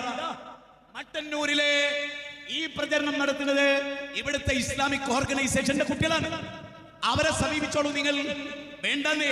എയർപോർട്ടിലേക്ക് മടങ്ങണേണ്ടേ തൊട്ട് മുമ്പിൽ ഒരു സലഫി പള്ളിയുണ്ട്, കേരള നദ്വത്തുൽ മുജാഹിദീൻ എന്ന ആ പ്രസ്ഥാനത്തിന്റെ പള്ളി. അവിടെ പോയിട്ട് നിങ്ങൾ ചോദിക്കുക, നിങ്ങൾക്ക് പഠിക്കണോ? ഞങ്ങൾ റെഡിയാ. ഞങ്ങൾ നിങ്ങൾക്കെതിരല്ല, ആർക്കും എതിരല്ല. ഞങ്ങളൊക്കെ നിങ്ങളോടൊപ്പമുള്ളവരാണ്. വേണ്ട, ബ്രിട്ടീഷുകാരൻ ഇന്ത്യ മോചിതമാക്കുന്നതിൽ മുസ്ലിങ്ങളുടെ എഫേർട്ട് എടുത്ത ആരുമില്ല. അത് പച്ച സത്യമാണ്. അതുകൊണ്ടാണ് ഇന്ത്യ ഗേറ്റിൽ മുസ്ലിങ്ങൾ 65%, ബാക്കിയുള്ള എല്ലാവരും കൂടി 35% ആയത്. അതുകൊണ്ടാണ്. ചിന്തിക്കുന്നവർക്കാട്ടോ ചിലപ്പോൾ ദേഷ്യമൊക്കെ തോന്നും, പക്ഷെ പറയുന്ന ഒരൊറ്റ പോയിന്റ് സത്യവിരുദ്ധാവൂല. അത് ഉറപ്പിച്ചിട്ട് അവിടെ കയറിക്കണ്. ഞാൻ പറയുന്ന ഒരു കാര്യം സത്യത്തിനെതിരാണെന്ന് എന്നോട് പറയാൻ ഒരാൾക്ക് വരാൻ പറ്റില്ല. അത്ര ഉറപ്പ് വരുത്തിയ സത്യത്തെ കുറിച്ചാ പറയണേ. അത്ര വലിയ സത്യത്തെ കുറിച്ചാണ് പറയണേ. ഇസ്ലാം നിങ്ങൾ നോക്കൂ, ഖുർആനിലെ 60-ാം അധ്യായം സൂറത്ത് മുംതഹന 7, 8, 9 വചനം. അതിൽ 8, 9 വചനം ഞാനൊന്ന് പറയാം. അതിൽ പറയുന്നെന്താ? ലാ യൻഹാകുമുല്ലാഹ് അനിൽ ലദീന ലം യുഖാതിലുകും ഫിദ്ദീൻ വലൻ യുഖ്രിജുകും അൻ ദിയാരികും അൻ തബറൂഹും വതുഖ്സിതു ഇലൈഹിം ഇന്നല്ലാഹ യുഹിബ്ബുൽ മുഖ്സിതീൻ. ആർക്ക് എടുത്തു നോക്കാം. ഖുർആനിലെ 114 അധ്യായങ്ങളിൽ 60-ാമത്തെ അധ്യായം വചനം 8. ലാ യൻഹാകുമുല്ലാഹ്, അല്ലാഹ് നിങ്ങൾക്ക് വിലക്കുന്നില്ല, അല്ലാഹ് നിങ്ങൾക്ക് വിലക്കുന്നില്ല നിങ്ങളോട് നല്ല നിലക്ക് പെരുമാറുന്ന മുസ്ലിങ്ങൾ, അവരുമായി നിങ്ങൾക്ക് നല്ല ബന്ധമാവാം. ഖുർആൻ പറയുന്നത് നിങ്ങളുമായി മതത്തിന്റെ പേരിൽ നിങ്ങളോട് യുദ്ധം ചെയ്യാത്ത പാവപ്പെട്ട മുസ്ലിങ്ങളോട് നിങ്ങൾക്ക് മൈത്രി ബന്ധമാകാം. അവിടെ അവസാനിച്ചില്ല. അടുത്ത വാചകം എന്താ? അൻതബറൂഹും, അവർക്ക് നിങ്ങൾ പുണ്യം ചെയ്യണം, അമുസ്ലിമിന് നിങ്ങൾ പുണ്യം ചെയ്യണം. ഖുർആൻ പറയുന്നത് തീർന്നില്ല. അവനോട് നീതിയോടുകൂടി പെരുമാറണം. അമുസ്ലിമാന്നുള്ളതിന്റെ പേരിൽ അനീതി കാണിക്കരുത്. എന്നിട്ട് ഖുർആൻ പറയണെന്നറിയോ? അങ്ങനെ നിങ്ങൾ അവരോട് പെരുമാറുന്നത് നിങ്ങളുടെ ദൈവത്തിന് വലിയ ഇഷ്ടമാണ്. ഒറ്റ ചോദ്യം, ആ വചനത്തിൽ മാനവിക വിരുദ്ധത ഉണ്ട് എന്ന് തെളിയിക്കാൻ പറ്റിയേ പ്രിൻസിപ്പൽ ഉണ്ടോ? വന്നോ. ജഡ്ജി ഉണ്ടോ? വന്നോ. സുപ്രീം കോടതി ജഡ്ജി ഉണ്ടോ? വാ. ആ വാചകം മാനവികമല്ല. അതിന്റെ അടുത്ത വാചകം എന്താ? അതിന്റെ അടുത്ത വാചകം ദൈവം വിലക്കുന്നത് ഒരു മതത്തിന്റെ പേരിൽ, നിങ്ങൾ മുസ്ലിങ്ങളായി എന്നതിന്റെ പേരിൽ പ്രിൻസിപ്പൽ നിങ്ങളെ വെറുക്കുന്നു. അവളുമായി നിങ്ങൾക്ക് ഗാഢബന്ധം വേണ്ട. നിങ്ങളെ കൊല്ലാൻ കെട്ടിപ്പിടിച്ച് ഇമ്മക്കാൻ അറിയോ ആരെങ്കിലും? എടോ, പാകിസ്ഥാന്റെ ബോർഡറിൽ പാകിസ്ഥാനി താടി വെച്ച പാകിസ്ഥാനി, കേട്ടോ, പാകിസ്ഥാന്റെ ബോർഡറിൽ താടി വെച്ച പാകിസ്ഥാനി, അറബി കുപ്പായിട്ട പാകിസ്ഥാനി ഇന്ത്യൻ ബോർഡർ കടന്ന് ഇന്ത്യയെ അനാവശ്യമായിട്ട് ആക്രമിക്കാന്ന് വിചാരിച്ചോ? ഈ സാധുവായ മുജാഹിദ് ബാലുശ്ശേരി പട്ടാളത്തിലുണ്ട് എന്ന് വിചാരിച്ചോ? ഇന്ത്യയുടെ ബോർഡറിലെ കാവലുകാരനായി നരേന്ദ്രമോദി എന്നെ നിർത്തിയെന്ന് വിചാരിച്ചോ? പാകിസ്ഥാനിനെ കൊലവിളി നടത്തി കളഞ്ഞാൽ എന്റെ രാജ്യത്തിന് വേണ്ടി. അതാണ് എന്റെ മതം എന്നെ പഠിപ്പിച്ചത്. വന്റെ താടി നോക്കിയിട്ടാണ് കെട്ടിപ്പിടിക്കാൻ ആണും പെണ്ണും കെട്ടെ കളി കളിക്കാൻ ഞങ്ങൾ പോവില്ല, ഞങ്ങൾ അതിന് കിട്ടില്ല. പാകിസ്ഥാൻ ഇന്ത്യയെ ഒറ്റ കൊടുത്തോലെ ഒന്നും മുസ്ലിങ്ങളല്ല. അത് നെറ്റ് കയറി പരിശോധിച്ചോ. പാകിസ്ഥാനിയെ സ്നേഹിച്ച് ഇന്ത്യയുടെ രഹസ്യം, സൈന്യ രഹസ്യം ചോർത്തിക്കൊടുത്ത ഒരൊറ്റ കുട്ടിയുടെ പേരും മുസൽമാന്റെ പേരല്ല. ഒരാളുണ്ട്, നിങ്ങൾ പേര് പറ. ഒരാളുണ്ട് പേര് പറ. ഇല്ല. നിങ്ങൾ ശ്രദ്ധിച്ചുണ്ടോ? ഏതെങ്കിലും ഒരു ക്ഷേത്രം നോക്കി ആ ക്ഷേത്രത്തിന്റെ അടിയിൽ ഞങ്ങളുടെ ഒരു പള്ളി ഉണ്ടായിരുന്നു എന്ന് ഞങ്ങൾ പറയില്ല. ഉണ്ടെങ്കിലും പറയില്ല, ഉണ്ടെങ്കിലും പറയില്ല. കേട്ടോ, ഒന്നുകൂടെ കേട്ടോ. നിങ്ങളുടെ ക്ഷേത്രം മധുരൈ മീനാക്ഷി ക്ഷേത്രം എന്ന് വിചാരിക്കാം. അതിന്റെ അടിയിൽ ഒരു പള്ളി ഉണ്ടായിരുന്നു എന്ന് വിചാരിക്കാം. അത് ഞങ്ങൾക്ക് ബോധ്യമായി എന്ന് വിചാരിക്കാം. ഞങ്ങൾ മിണ്ടൂല. കാരണം അത് മിണ്ടിയിലെ ഗുണമല്ല, ഉള്ള ദോഷമാണ്. തമ്മിൽ തെറ്റിയുള്ളൂ. അപ്പണി ഞങ്ങൾ ചെയ്യില്ല. പക്ഷെ ഇന്ന് ഇന്ത്യയിൽ നടക്കുന്നതാ താജ്മഹലിന്റെ താഴത്ത് നിങ്ങൾ ഒന്നും വിചാരിക്കണം. ബസ് സ്റ്റാൻഡിന്റെ താഴത്ത് 5 ക്ഷേത്രം ഉണ്ടായിരുന്നു. 5 അല്ലെങ്കിൽ ഞാൻ പറയും. അത് ഹിന്ദു അല്ലട്ടോ പറയുന്നത്. ഹിന്ദു അല്ല, നിരീശ്വരവാദികളാൽ പടുത്തുയർത്തപ്പെട്ട RSSന്റെ ടോപ്പ് ലീഡേഴ്സ് ഒക്കെ നിരീശ്വരവാദിയായിരുന്നു. ഭാരത ദർശനം കണ്ണുകൊണ്ട് കാണാത്തവരായിരുന്നു. എനിക്കിന്നും ഓർമ്മയുണ്ട്, ഋഗ്വേദൻ ജീവിതത്തിൽ കണ്ണുകൊണ്ട് കാണാത്തവനായിരിക്കും ഒരു RSSന്റെ നേതാവ്. നിങ്ങൾ നോക്കൂ, ഞാൻ NDF-നെ എതിർത്തതിന്റെ പേരിൽ വടിവാള് കൊണ്ട് വെട്ടുകിട്ടിയാണ്. NDF-നെ എതിർത്തതിന്റെ പേരിൽ നാടും വീടും വിട്ടു പോകേണ്ടി വന്ന ആളാ ഞാൻ. മംഗലാപുരത്ത് അടി കിട്ടിയിട്ട് ഓടി ചെറിയ കുഞ്ഞിനെയും കൊണ്ട് രക്ഷപ്പെടേണ്ടി വന്ന ആളാ ഞാൻ. RSSകാരല്ലതല്ലേ. ഇവിടുത്തെ മുസ്ലിം സമുദായത്തിലെ കുഞ്ഞി തീവ്രവാദികളാണ്. മനസ്സിലായോ? തീവ്രവാദം ഹിന്ദുവിന്റെ ആയാലും മുസ്ലിമിന്റെ ആയാലും ക്രിസ്ത്യാനിന്റെ ആയാലും കമ്മ്യൂണിസ്റ്റിന്റെ ആയാലും തീവ്രവാദമാണ്. അത് പറയാനുള്ള ധൈര്യം നമുക്ക് വേണം. അത് പറയാനുള്ള ധൈര്യം നമുക്കുണ്ടാവണം. നമുക്ക് ധൈര്യം ഉണ്ടാകണം. എന്ത്? ഹിന്ദുവോ മുസ്ലിമോ എന്ന് നോക്കിയിട്ടല്ല കാര്യം തീരുമാനിക്കല്. ഹിന്ദുവിന്റെ കൂടെ ശരിയാണോ? ഖുർആൻ എന്താ പറയുന്നറിയോ? അവന്റെ കൂടെ നിൽക്ക്, ഹിന്ദുവിന്റെ കൂടെ നിൽക്ക്. ഖുർആൻ ജൂതന് വേണ്ടി വചനം ഇറക്കി. എന്തറിയോ? ജൂതൻ തെറ്റ് ചെയ്തില്ല. ബഷീർ എന്ന് പറഞ്ഞൊരു മുസ്ലിം തെറ്റ് ചെയ്തു, പക്ഷെ പിടിക്കപ്പെട്ടത് ജൂതനാണ്. അപ്പൊ ജൂതനെതിരായി പ്രവാചകൻ വിധിക്കുകയാണ്. കാരണം പച്ച പ്രവാചകനാണ്, മറിഞ്ഞ കാര്യം അറിയില്ല. തെളിവ് മുഴുവനും ജൂതനെതിരായിരുന്നു. അപ്പൊ ഒരു കോടതി തെളിവിനനുസരിച്ചാണ് വിധിക്കുക. പ്രവാചകൻ വിധിക്കാൻ പോകുമ്പോ അല്ലാഹ് ഗബ്രിയേൽ എന്ന മാലാഖയെ ഇറക്കി. എന്നിട്ട് പറഞ്ഞു, പ്രവാചകനോട് അനീതി ചെയ്യല്ലേ. എത്ര വചനമല്ല അറിയോ? ആ ജൂതനാണ് ശരി, ജൂതനാണ് ശരി. നിന്റെ കൂട്ടത്തിലെ ബഷീർ ശരിയല്ല. ആ ഗ്രന്ഥത്തിന്റെ പേരാണ് ഖുർആൻ. പറയൂ, ഖുർആൻ എവിടെയാ തെറ്റുപറ്റിയത്? ഖുർആൻ എവിടെയാ തെറ്റുപറ്റിയത്? ഖുർആനിന് എവിടെയാ തെറ്റുപറ്റിയത്? പറ. ഒരു മുസ്ലിം അവന്റെ വിശ്വാസം എന്നറിയോ? നാളെ എന്റെ കൂടെ ജീവിക്കേണ്ട ഒരു കുട്ടി, അവളെ അമ്മ എന്റെ വീട്ടിലാ, പൊട്ടുതൊട്ടമ്മ എന്റെ വീട്ടിലാ. എന്റെ ഉമ്മാനെ പോലെ എന്നെ പഠിപ്പിച്ച ഖുർആനാ, വസാഹിബുഹുമാ ഫിദ്ദുന്യാ മാറൂഫാ. ഹൈന്ദവ സഹോദരി പെട്ടിട്ട് എന്റെ കയ്യിൽ ഒരു കുഞ്ഞിനെ തന്നു, നിങ്ങൾ പൊട്ടിക്കൊളിയർ. ആ കുട്ടി ഇന്ന് എന്റെ മോനെ പോലെ വളരുന്നു. ഏത് മതമാണിത്? ഏത് മത ഇത്? ഏത് മത? സ്നേഹിക്കയില്ല ഞാൻ നോവും ആത്മാവിനെ, സ്നേഹിച്ചിടാത്തൊരു തത്വശാസ്ത്രത്തെയും. മലയാള കവിതകളാ. സ്നേഹത്തിൽ നിന്നുദിക്കുന്നു ലോകം, സ്നേഹത്താൽ വൃത്തി തേടുന്നു. സ്നേഹമാണഖിലസാര മൂഴിയിൽ സ്നേഹിക്ക ഉണ്ണി, നീ നിന്നെ ദ്രോഹിക്കുന്ന ജനത്തെയും. മാനാശന്റെ വലിയ ആക്രമിക്കുന്നവനെ പോലും സ്നേഹിക്കാൻ. ഗാന്ധിജിയിലെ മോഹൻദാസ് കരംചന്ദ് ഗാന്ധി, ബ്രിട്ടീഷുകാരൻ ഷൂ കണ്ട് ഗാന്ധിജിയുടെ മുഖത്ത് ചവിട്ടി, ഗാന്ധിജിയുടെ പല്ലു കഴിഞ്ഞു പോയി. ചിരിച്ചുകൊണ്ട് ഗാന്ധിജി ചോദിച്ച ചോദ്യം എന്തറിയോ? അല്ലയോ വെളുത്ത സായിപ്പുകാരാ, എന്റെ പരിക്കൻ പല്ല് തട്ടി നിന്റെ മൃദുലമായ കാല് വേദനിച്ചോ? എന്റെ പരിക്കൻ പല്ല് തട്ടി മൃദുലമായ നിന്റെ കാല് വേദനിച്ചോ? അതാണ് മതം. മതം അക്രമമല്ല. അല്ല അല്ല. ഞാൻ നിങ്ങളെ ഒരു യുദ്ധം, ഇസ്ലാമിന്റെ യുദ്ധം, ആ യുദ്ധത്തിൽ കുറച്ച് കുട്ടികൾ കൊല്ലപ്പെട്ടു. ഓർക്കണം, കുറച്ച് കുട്ടികൾ കൊല്ലപ്പെട്ടു. പ്രവാചകൻ ശുഭിതനായി. ആരാണ് ഈ കുട്ടികളെ കൊന്നത് എന്ന് മുഹമ്മദ് നബി സല്ലല്ലാഹു അലൈഹി വസല്ലം ചോദിച്ചു. അപ്പൊ അവര് പറയാണ്, എല്ലാ കാലത്തുണ്ട് വർഗീയവാദികള്, എല്ലാരെ കൂട്ടത്തിലുണ്ട് വർഗീയവാദികള്, അറിവില്ലായ്മ കൊണ്ട് പറയുന്നവര്. പ്രവാചകന്റെ അനുചരന്മാരും വർഗീയമായി ചിന്തിച്ചൊരു നിമിഷം അവർ പറഞ്ഞത്, നബിയെ അത് ബൗദ്ധൈവ വിശ്വാസികളുടെ കുട്ടികളല്ലേ? ബൗദ്ധൈവ വിശ്വാസികളുടെ കുട്ടികൾ കൊല്ലപ്പെട്ട ഏതുപോലെ പലസ്തീനിലെ പിഞ്ചു പൈതങ്ങൾ കൊല്ലപ്പെടുമ്പോ രഞ്ജിത്ത് പണിക്കർ അറമാദിക്കുന്ന പോലെ, സീരവിചന്ദ്രൻ അറമാദിക്കുന്ന പോലെ, ആർ വി ബാബു അറമാദിക്കുന്ന പോലെ, ആരിഫ് ഹുസൈൻ അറമാദിക്കുന്ന പോലെ ചെറിയ കുട്ടികൾ കൊല്ലപ്പെടുമ്പോ അത് മാപ്പിളാരെ കുട്ടികളല്ലേ? അതിനെ നബീനോടും ചോദിച്ചത്, അത് ഹിന്ദുവിന്റെ കുട്ടിയല്ലേ, ക്രിസ്ത്യാന്റെ കുട്ടിയല്ലേ? പ്രവാചകന്റെ മുഖം ഉറുമാമ്പഴം പോലെ ചുവന്നു തുടുത്തു. പ്രവാചകനെ പഠിക്കണം. പ്രവാചകൻ എന്താ പറഞ്ഞത്? കുല്ലു മൗലൂദി യൂലദു അലൽ ഫിത്ര. എടോ, ഹിന്ദു കുട്ടി, മുസ്ലിം കുട്ടി, ക്രിസ്ത്യൻ കുട്ടി എന്നൊന്നുമില്ല. എല്ലാം മനുഷ്യക്കുട്ടിയാണ്, പരിശുദ്ധരാണ്. ഞാൻ ഒന്നുകൂടി പറയാം. ശശികല ടീച്ചറുടെ, എനിക്ക് പരിചയമുള്ള ഒരു ടീച്ചറാ, അഡ്വക്കേറ്റ് ഗോപാലകൃഷ്ണൻ, ഞങ്ങൾ ഒന്നിച്ചൊരേ വേദിയിൽ സംവാദം നടത്തിയവരാ. ഫെബ്രുവരി 2 കുറച്ച് കൊല്ലങ്ങൾക്ക് മുമ്പ്. ഒരേ ഒരു കാര്യം, ശശികല ടീച്ചർക്ക് ഒരു കുഞ്ഞുണ്ടായി, എന്റെ മോൾക്കും ഒരു കുഞ്ഞുണ്ടായി. ആ 2 കുഞ്ഞും പരിശുദ്ധരാണ്. ഒരു പ്രവാചകൻ ലോകത്തെ പഠിപ്പിക്കുകയാണ്.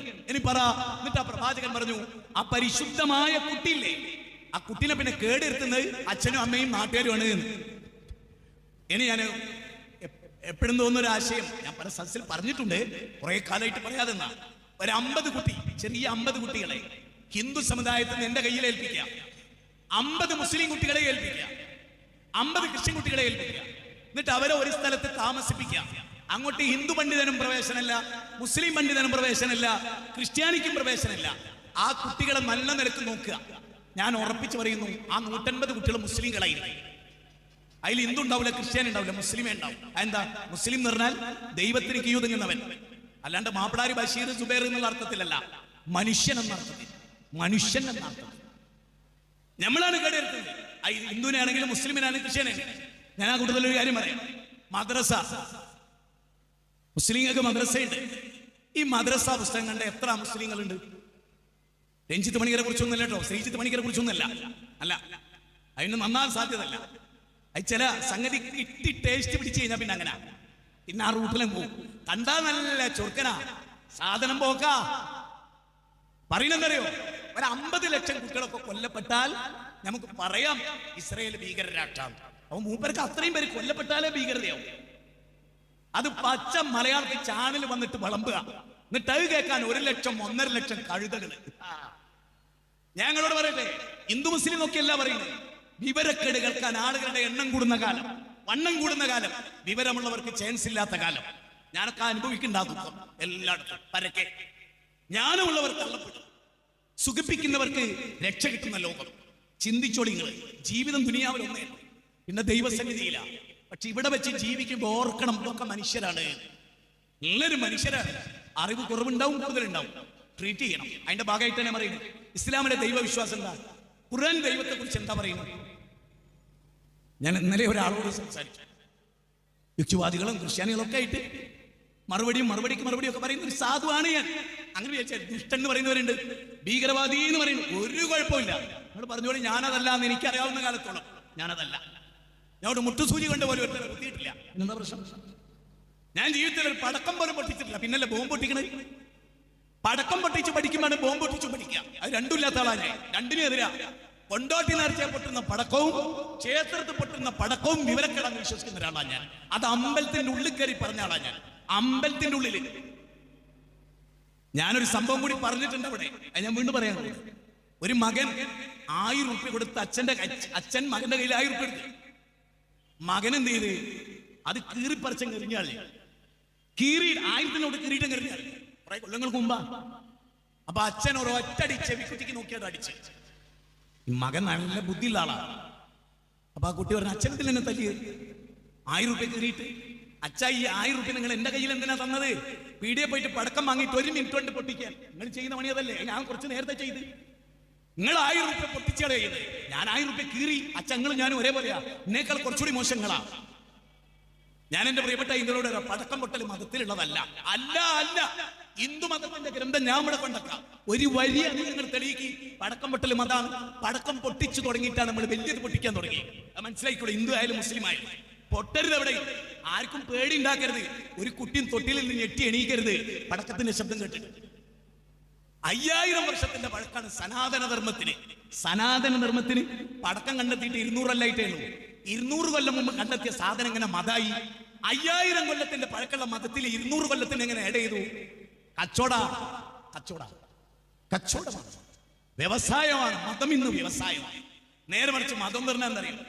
ഇതിനെ നന്നാക്കുന്നതിന്റെ പേരാ മതം. എവിടെ ഇത് ഏതാ ഇത്? ഹൃദയം അല്ലേ? ഹൃദയം കൊണ്ടെഴുതുന്ന കവിത, പ്രണയാമൃതം അതിൻ ഭാഷ. പാട്. ഹൃദയം കൊണ്ടാണ് കവിത എഴുതുക. യുക്തിവാദികൾ പറയും ഹൃദയോ തലച്ചോറാണ്. ഞങ്ങൾ ഇങ്ങനെ പഠിക്കോ, തല കൊണ്ടെഴുതുന്ന കവിത ഉണ്ടോ?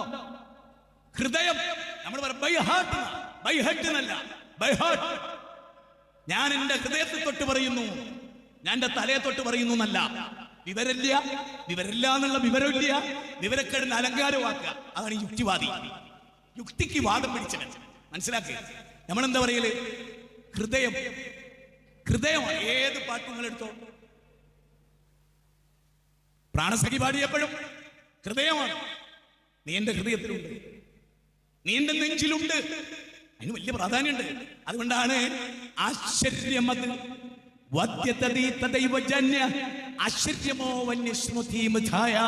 ഭഗവത്ഗീതയുടെ 4-ാം അധ്യായം ആത്മാവിനെ കുറിച്ചാണ്, മനസ്സിന്റെ ശുദ്ധിയെ കുറിച്ചാണ്. മനസ്സ് നന്നാവണം. അതിന് വേദം ഒരിക്കലും നമുക്കെതിരല്ല. അല്ല, മദ്രസയിലെ ഒരു പുസ്തകത്തിലും ഹിന്ദുവിനെ വെറുക്കാൻ പഠിപ്പിക്കണില്ല എന്ന് മാത്രമല്ല, ഹിന്ദുവിനെയും മുസ്ലിമിനെയും ക്രിസ്ത്യാനെയും മനുഷ്യരായിട്ട് പഠിപ്പിക്കണേ. അവരൊക്കെ ഒരു അച്ഛന്റെ അമ്മയുടെ മക്കളാണ്. ആദം ഹവ്വ ദമ്പതികളുടെ മക്കളാന്ന് പറയാൻ ഇസ്ലാമിന് എന്തോ പണിയുണ്ടോ? നിങ്ങൾ ചിന്തിക്കൂ. 2 ലോകമായ യുദ്ധം നടത്തിയ മുസ്ലിങ്ങളാ? ഗാന്ധിജിനെ കൊന്ന മുസ്ലിമാ? രാജീവ് ഗാന്ധിനെ കൊന്ന മുസ്ലിമാ? ആണോ? പറ. ഇന്ദിരാഗാന്ധിയെ കൊന്ന മുസ്ലിമാ? പറയടോ. ബാബരി മസ്ജിദ് പൊളിച്ച മുസ്ലിമാ? 2000-ഓളം ആളെ ഗുജറാത്ത് കൊന്ന മുസ്ലിമാ? സംജോത സ്ഫോടനം നടത്തിയ മുസ്ലിങ്ങളാ? മക്ക സ്ഫോടനം നടത്തിയ മുസ്ലിങ്ങളാ? 10-20 കൊല്ലം കഴിഞ്ഞിട്ട് തെളിവ് അതൊന്നും മുസ്ലിങ്ങളല്ല. എന്നാലും പറയും അടുത്ത ആഴ്ച എവിടെങ്കിലും ഒരു പൊട്ട് കെട്ടാൽ അത് മുസൽമാനാണ്. ഒരു പടക്കം പോലും പൊട്ടിക്കാത്ത മുസൽമാനാണ് ആറ്റം ബോംബിട്ട് എന്ന് പറയുന്ന നുണ. അതുകൊണ്ട് ഞാൻ എന്റെ വിനീതമാണ്. ഞാനിങ്ങനെയാണോ? മനസ്സിന്റെ ഉള്ളിലുള്ള സത്യം ഇങ്ങനെ തിളച്ചു മറിയും. ഏത് വേദിയിൽ അതിങ്ങനെ രാഗിയാല് അങ്ങനെ രാഗി മിനിക്കാൻ പറ്റിയ ഒന്നല്ലാതെ. അത് രാഗി മിനിക്ക് കഴിഞ്ഞിട്ടുണ്ട്. ഞാൻ 53 വയസ്സിനിടയിൽ വേദഗ്രന്ഥത്തെ മുന്നിൽ വെച്ച് ഞാനൊരു 100 തലമുറ ഇനിയും അന്ന് എന്നെ സൃഷ്ടിച്ചാലും വായിച്ചാൽ തീരാത്ത ബുക്ക് എന്റെ അടുത്തുണ്ട്. കഴിയില്ല തീർക്കാൻ. പക്ഷെ അറിഞ്ഞ അറിവ് വെച്ച് ഞാൻ നിങ്ങളോട് പറയാണ്, നമ്മൾ തല്ലേണ്ടവരല്ല കേട്ടോ. അല്ല, തല്ലേണ്ടവരോ കൊല്ലേണ്ടവരോ അല്ല. നിങ്ങൾക്കറിയോ ഖുർആൻ ദൈവത്തെ പരിചയപ്പെടുത്തുന്നത്? അവലംബങ്ങളില്ലാതെ ആകാശത്തെ നാട്ടി നിർത്തിയ ദൈവം. ഭൂമി നിങ്ങളെയും കൊണ്ട് ഇളകാതിരിക്കാൻ പർവ്വതങ്ങളെ, മൗണ്ടൈൻസിനെ ആണികളാക്കിയ ദൈവം, ആകാശത്തുനിന്ന് മഴ ചൊരിഞ്ഞു തരുന്ന ദൈവം. അത് പറയുമ്പോൾ ഞാൻ സിമ്പിൾ ചോദ്യം ചോദിച്ചോട്ടെ. ഈ ദശരഥ മഹാരാജാവ് പുത്രകാമേഷ്ടി യാഗം നടത്തി. യാഗത്തിന്റെ അന്തിമഘട്ടത്തിൽ ശൃംഗമുനി പായസാന്നം നൽകി. കൈകേയി, കൗസല്യ, സുമിത്ര മൂവരും പായസാന്നം ഭുജിച്ച് കൗസല്യയുടെ പുത്രനായി ശ്രീരാമൻ ജനിച്ചു. സമ്മതിച്ചോ? RSS സമ്മതിച്ചോ? ഹൈന്ദവര് സമ്മതിച്ചോ? ശരി, എന്റെ ചോദ്യം എത്രയേ ഉള്ളൂ, സിമ്പിൾ. ശ്രീരാമൻ ജനിക്കുമ്പോ ദശരഥ മഹാരാജാവ് ഉണ്ടോ? ഉണ്ട്. അവരെ ആര് സൃഷ്ടിച്ചു? ശ്രീരാമനെല്ലാം ഉറപ്പല്ലേ? കൗസല്യ ഉണ്ടോ? ഉണ്ട്. ആകാശമുണ്ടോ? ഉണ്ട്. ഭൂമി ഉണ്ടോ? ഉണ്ട്. സർവ്വചരാചരങ്ങളുണ്ടോ? ഉണ്ട്. കാനനങ്ങൾ ഗർജിക്കുന്ന സിംഹമുണ്ടോ? ഉണ്ട്. ആഴിയിൽ നീന്തി തുടിക്കുന്ന മത്സ്യമുണ്ടോ? ആകാശത്തിന്റെ അനന്തതയിൽ വട്ടമിട്ട് പറക്കുന്ന പക്ഷികളുണ്ടോ? ആമസോൺ കാടുകളിൽ ഗർജിക്കുന്ന സിംഹങ്ങളുണ്ടോ? ഉണ്ട്. ചിഹ്നം വിളിക്കുന്ന ആനയുണ്ടോ? ഉണ്ട്. ഹീൽ മത്സ്യങ്ങളുണ്ടോ? ഉണ്ട്. ആർട്ടിക് ഉണ്ടോ? ഉണ്ട്. കൊണാർക്ക് ചിത്രശബങ്ങളുണ്ടോ? ഉണ്ട്. തേനീച്ചുണ്ടോ? ഉണ്ട്. എങ്കിലും ഒറ്റ ചോദ്യം, ശ്രീരാമനില്ലാത്ത കാലത്ത് ഇതൊക്കെ ഉണ്ടെങ്കിൽ ഇതിനെ സൃഷ്ടിച്ചത് ആരാ? സിമ്പിൾ. യേശു ജനിക്കുന്നതിന് മുമ്പ് ആകാശവും ഭൂമിയും ഉണ്ടെങ്കിൽ, സൂര്യനും ചന്ദ്രനും ഉണ്ടെങ്കിൽ, ഈ പ്രപഞ്ചത്തെ ആര് സൃഷ്ടിച്ചു? ആമിന ബീവിയുടെ മകനായി, ആമിന ബീവിയുടെ മകനായി, അബ്ദുള്ളയുടെ പുത്രനായി മുഹമ്മദ് നബി ജനിക്കുമ്പോ ക്രിസ്തു മതം അവിടെ ഉണ്ട്, ജൂതമതം അവിടെ ഉണ്ട്, സനാതന ധർമ്മം ഇന്ത്യയിലുണ്ട്.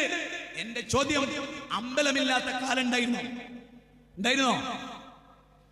അമ്പലമില്ലാതെ ആൽത്തറയിൽ വാഴുന്ന ഓങ്കാരമൂർത്തി ഓ ചിറയിൽ. അവിടെ ഞാൻ പ്രസംഗിച്ചിട്ടുണ്ട്. ഏറ്റവും പ്രസിദ്ധമായ 50 മിനിറ്റ് എന്റെ ജീവിതത്തിൽ ഓച്ചിറ ക്ഷേത്രത്തിലെ ആ പ്രസംഗം, 1000 ആളുകൾക്ക് വിളിച്ചുണ്ടാക്കിയ പ്രസംഗം, അഭിമാനിക്കുന്ന പ്രസംഗം.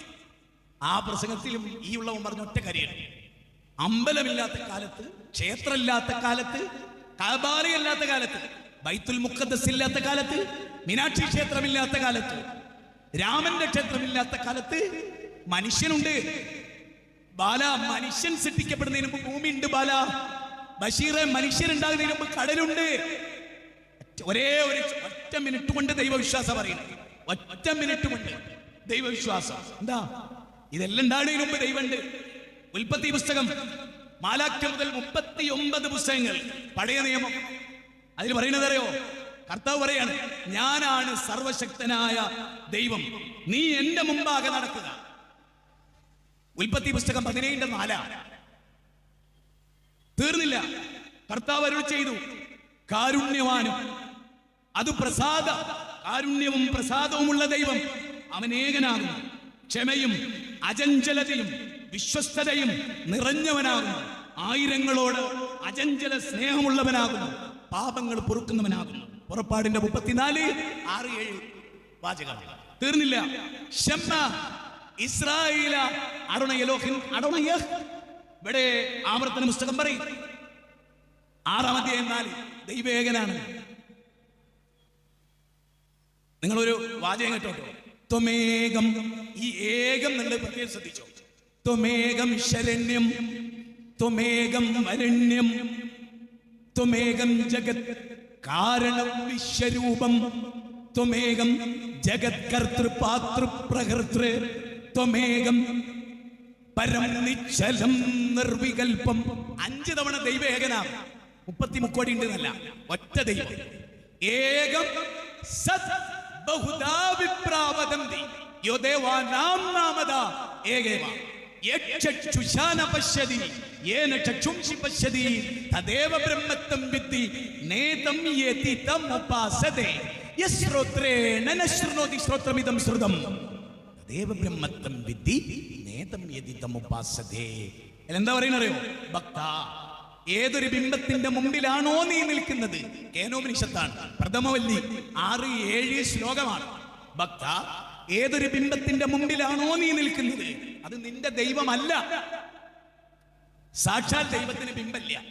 യജുർവേദം, ഞാൻ കള്ളം പറയാറില്ല, പറയണമെന്ന് പറഞ്ഞാലും പറയാറില്ല, പറയണമെന്ന് പ്രസ്ഥാനങ്ങൾ പറഞ്ഞാലും പറയില്ല, സത്യം പറയരുതെന്ന് പറഞ്ഞാലും പറയാതിരിക്കില്ല. കാരണം എന്റെ കബറിൽ അവരാരുണ്ടാവില്ല, എന്റെ കബറിൽ അവരാരുണ്ടാവില്ല, എന്റെ രക്ഷക്ക് മരണാനന്തരം അവരാരും എത്തില്ല. അതുകൊണ്ട് സത്യം പറയാം. ഇനി കേട്ടോ, കേട്ടോളൂ. വേദഗ്രന്ഥം പറയാം, യജുർവേദം 32-ാം അധ്യായം, യജുർവേദം 32-ാം അധ്യായം 3-ാമത്തെ ശ്ലോകം. നതസ്യ പ്രതിമാസ്തി, ദൈവത്തിന് പ്രതിമയില്ല. ഹൈന്ദവർക്ക് പ്രതിമയുണ്ടോ? ഉണ്ട്. എന്തേ? നിങ്ങൾ വേദം അംഗീകരിച്ചവരല്ല. ഞാൻ ഉറപ്പിച്ചു പറയുന്നു, നിങ്ങൾ വേദം സ്വീകരിച്ചിട്ടില്ല. ഇന്ത്യയിലെ ഒരു സ്വാമിജിയും വേദം അംഗീകരിച്ചിട്ടില്ല. വേദത്തിൽ ബിംബല്ല. ഈ ലൈറ്റ് ഓഫ് ട്രൂത്ത്, സത്യാർത്ഥ പ്രകാശം, സ്വാമി ദയാനന്ദ സരസ്വതി, ആര്യ സമാജത്തിന്റെ സ്ഥാപകൻ, അദ്ദേഹം പറയുന്നതറിയോ? വിവരമില്ലാത്തവരെ ബിംബം വെക്കൂ. ഞാൻ പറഞ്ഞല്ലോ, എന്നോട് ദേഷ്യം പിടിക്കണ്ട. വിവരമുള്ളവരെ വെക്കൂല.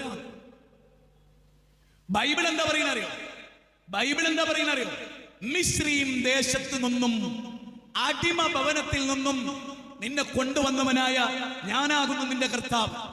മേലെ ഭൂമിയിലെങ്കിലും താഴെ വെള്ളത്തിനടിയിലെങ്കിലും ഒന്നിന്റെയും പ്രതിമ അരുത്. എന്നിട്ടാണ് യേശുവിന്റെ പ്രതിമ വെച്ച്, കന്യാമറിയമിന്റെ പ്രതിമ വെച്ച്. നിങ്ങൾക്കൊരു കാര്യം കേൾക്കണം. ഹൈന്ദവ വേദം മുഴുവനും പറഞ്ഞു പ്രതിമ പാടില്ല. ക്രൈസ്തവ വേദം പറഞ്ഞു പ്രതിമ പാടില്ല. ഖുർആൻ എന്തായാലും പറഞ്ഞു. വിനീതമായി മട്ടന്നൂരോട് ഒരു ചോദ്യം ചോദിച്ചോട്ടെ.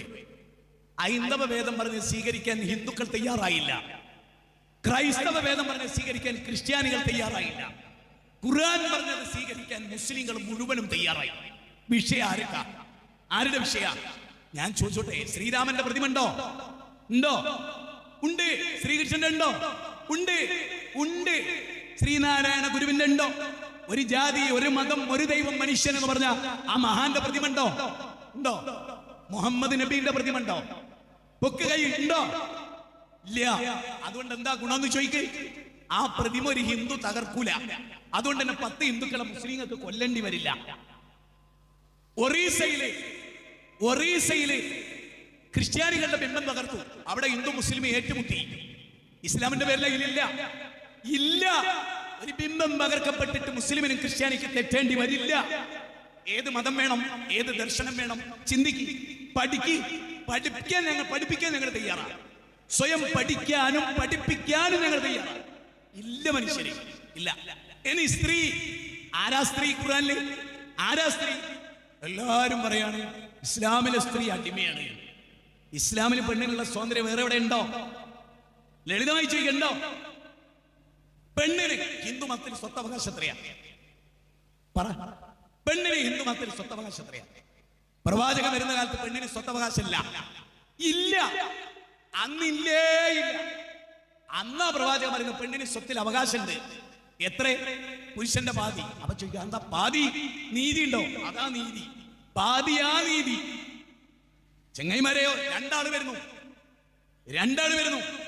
ഒരാള് 1/2 ലോഡ് മണൽ വാരിയിടുന്നു, ഒരാള് 1 ലോഡ് മണൽ വാരിയിടുന്നു. രണ്ടാൾക്ക് ശമ്പളം തുല്യ ആണോ? തലച്ചോറുണ്ടെങ്കിൽ പറ, തലച്ചോറ് ഇല്ലെങ്കിൽ മിണ്ടല്ല. തലച്ചോറുണ്ടെങ്കിൽ പറ. അതായത് എനിക്ക് 11 മക്കളുണ്ട്. എനിക്ക് 11 മക്കളുണ്ട്. 2 ഭാര്യയുണ്ട്. 11 മക്കളുണ്ട്. ഞാന് എന്റെ 2 ഭാര്യയെയും 11 മക്കളെയും പോറ്റേണ്ട ചുമതല എനിക്കുണ്ട്. എന്റെ 4 പെങ്ങന്മാരെ ഞാൻ സംരക്ഷിക്കണം. എന്റെ ഉപ്പമാരെ ഞാൻ സംരക്ഷിക്കണം. ശരി, ഞാനൊന്ന് ചോദിച്ചോട്ടെ, എനിക്കാണോ പൈസ കൂടുതൽ വേണ്ടത്? എന്റെ ഭാര്യ MR B.Ed കഴിഞ്ഞ പെൺകുട്ടിയാണ്. അവൾക്ക് എന്നെ നോക്കേണ്ട ബാധ്യത അല്ല. എനിക്ക് പണം വേണ്ട. എന്റെ ഡ്രസ് അവള് വാങ്ങി തരണ്ട. എനിക്ക് ബ്രഷ് അവള് വാങ്ങി തരണ്ട. എനിക്ക് വണ്ടി അവള് വാങ്ങി തരണ്ട. എനിക്ക് ഭക്ഷണം അവള് വാങ്ങി തരണ്ട. ഞാൻ വാങ്ങിക്കൊടുത്ത ഭക്ഷണം ഉണ്ടാക്കിയാൽ മതി. എന്റെ മകൾക്ക് ശമ്പളം കൊടുക്കണം, ഫീസ് കൊടുക്കണ്ട. ഞാൻ എന്റെ കുട്ടിക്ക് ഇന്നലെ ഇന്നായിട്ടും 3 ലക്ഷം രൂപ ഫീസ് കൊടുത്താളാ. 3 ലക്ഷം രൂപ. 11 കുട്ടികളുണ്ടാവും, അത് കൊടുത്താളാ. എന്റെ ഭാര്യനോട് 3 രൂപ ഞാൻ ചോദിച്ചിട്ടില്ല. ഇനി പറ, എനിക്ക് 50,000 എന്റെ ഭാര്യക്ക് 50,000. ഓളെ 50,000 തൊടേ വേണ്ട. അതൊക്കെ മാത്രം എടുക്കാം. എന്റെ 50 കൊണ്ട് ഞാനതൊക്കെ ചെയ്യണം. നീതിയാണോ അനീതിയാണോ? ആണിനോടാണോ അനീതി, പെണ്ണിനോടാണോ അനീതി? തലച്ചോറ് പെരിച്ചായി തിന്നിട്ടില്ലെങ്കിൽ പറ. തലച്ചോറ് പെരിച്ചായി തിന്നിട്ടില്ലെങ്കിൽ പറ. ഏതാ ബുദ്ധി, ഏതാ യുക്തി? വിവരം കെട്ടവനായി ജീവിക്കണോ, വിവരമുള്ളവനായി ജീവിക്കണോ? ഖുർആനിൽ 78 സ്ഥലത്ത് ചിന്തിക്കാൻ പറഞ്ഞു. ചിന്തിക്കാത്തവൻ കഴുതയാന്ന് പറഞ്ഞു. ചിന്തിക്കാത്തവൻ പട്ടിയെ പോലെയാന്ന് പറഞ്ഞു. പട്ടിയേക്കാൾ മോശാന്ന് പറഞ്ഞു. ആര്? ചിന്തിക്കാത്തവൻ. ഇനി വിവാദം ഉണ്ടാക്കുന്നല്ലോ. ഞെരിഞ്ഞമരുന്ന ഹൃദയത്തിന്റെ മോചനത്തിന് വേണ്ടി ഒരു പോയിന്റ് പറയാണ്. അത് പറഞ്ഞ് അവസാനിപ്പിക്കും. 6:09 മഗ്‌രിബ്, 6:08 അവസാനിക്കും. അതുവരെ അനങ്ങണ്ട. കന്യാസ്ത്രീ, നിങ്ങൾക്ക് പേടിയുണ്ടോ? കന്യാസ്ത്രീകളെ പേടിയുള്ളവരൊന്ന് കൈവന്തിക്കും. ഇല്ല. കന്യാസ്ത്രീയുടെ തട്ടം കാണുമ്പോ പേടി തോന്നുന്നുണ്ടോ? ഉണ്ടോ? അതേ തട്ടം മുസ്ലിമിന്റെ തലയെ കാണുമ്പോ പേടിയുണ്ടോ? ഉണ്ട്. എങ്കിൽ നിന്റെ തലച്ചോറ് പെരിച്ചായി തിന്ന്. അത് ശ്രീജിത്താണെങ്കിൽ ഓന്റെ തലച്ചോറ് പെരിച്ചായി. ഇനി ഡോക്ടർ അരുൺകുമാർ ആണെങ്കിൽ ഓന്റെ തലച്ചോറ് പെരിച്ചായി. ഇനി വിദ്യാഭ്യാസ മന്ത്രി ആണെങ്കിൽ അയാളെ തലച്ചോറ് പെരിച്ചായി തിന്ന്.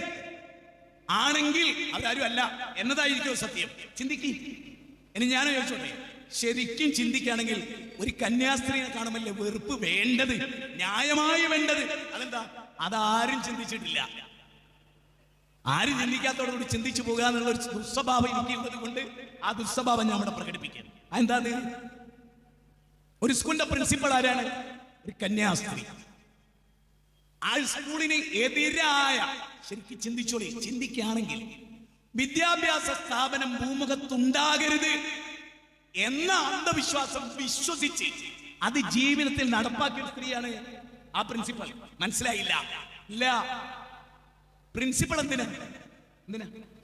സ്കൂളിന്റെ പ്രിൻസിപ്പൾ ആരാ? സ്കൂൾ ആരാള് മനുഷ്യന്മാരെ? സ്കൂള് കുട്ടികള് എവിടുന്നുണ്ടായാലും പെണ്ണിന്റെ ഗർഭപാത്രത്തിൽ നിന്ന്. ഏത് പെണ്ണിന്റെ? കല്യാണം കഴിച്ച് ഗർഭിണിയായിരുന്ന പെണ്ണിന്റെ. കന്യാസ്ത്രീക്ക് കല്യാണം ഉണ്ടോ? സ്കൂളിലെ പ്രിൻസിപ്പളായത് കന്യാസ്ത്രീ. അവര് പറയും എനിക്ക് കുട്ടികളെ വേണോ?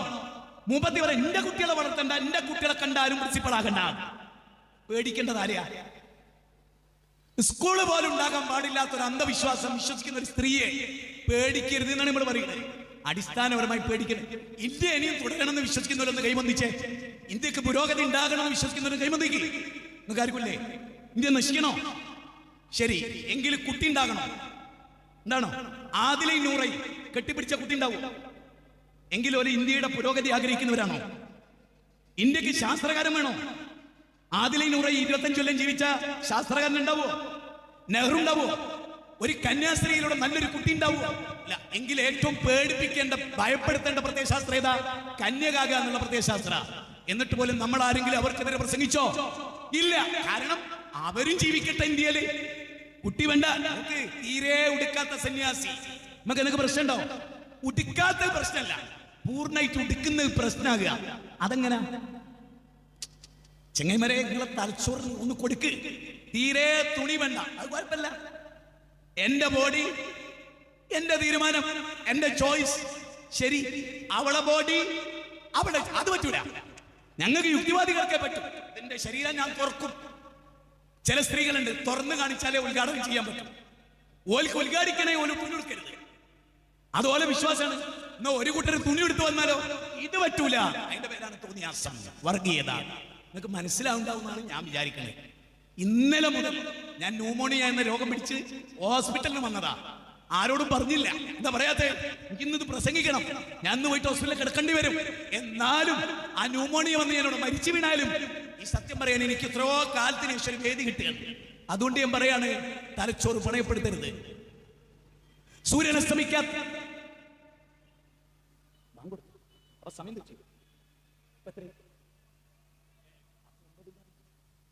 സമയം വരുമ്പോൾ നിന്നെ പറ്റിച്ച. ശരി, മഗ്‌രിബിന് ശേഷം നിസ്കരിച്ചിട്ട് 10 മിനിറ്റ് കൂടി ഞാൻ പ്രസംഗിക്കും ഇൻഷാ അല്ലാഹ്. അതിനുശേഷം ഓക്കെ, ശരി. അസ്സലാമു അലൈക്കും. ബിസ്മില്ലാഹിർ റഹ്മാനിർ റഹീം. ഒരുപാട് സ്നേഹവും ബഹുമാനമുള്ള ഈ ബസ് സ്റ്റാൻഡിനും പരിസരത്തും നിൽക്കുന്ന സഹൃദയരെ, ഒരു ദൈവിക ഗ്രന്ഥം ഖുർആൻ ആവർത്തിച്ച് വായിക്കപ്പെടുന്നത് എന്നാണ് അതിൻ്റെ അർത്ഥം. അതിൻ്റെ കണ്ടന്റ് മനുഷ്യജീവിതത്തിൻ്റെ എല്ലാ തുറകളെയും ബാധിച്ചു നിൽക്കുന്ന ഒരു ഗ്രന്ഥം. വൃദ്ധ സദനങ്ങൾ വർദ്ധിച്ചു വരുന്നൊരു കാലം. അച്ഛനമ്മമാരെ വൃദ്ധസദനങ്ങളിൽ കൊണ്ടുപോയി തള്ളുന്ന കാലം. വിശുദ്ധ ഖുർആൻ ലോകത്തെല്ലാവർക്കും അറിയാവുന്ന ഒരു വസ്തുതയാണ്. വൃദ്ധസദനങ്ങളിൽ ഏറ്റവും കുറവ് മുസ്ലിങ്ങളിൽ നിന്നുള്ള അച്ഛനമ്മമാരാണ്. ഞാൻ വെറുതെ പറയുന്നല്ല. എന്തുകൊണ്ടായിരിക്കാം? ഇവിടെ എല്ലാ അച്ഛനമ്മമാരും ജീവിക്കുന്നതിനിടയിൽ മുസ്ലിങ്ങൾ താരതമ്യേന ബാപ്പാനെയും ഉമ്മാനെയും വൃദ്ധസദനത്തിലാക്കാറില്ല. എന്തുകൊണ്ടായിരിക്കാം? അതാണ് ആ മദ്രസയെ പഠിപ്പിക്കുന്നതിന്റെ പ്രത്യേകത. ഉൾക്കൊള്ളണം. കാരണം എന്താ?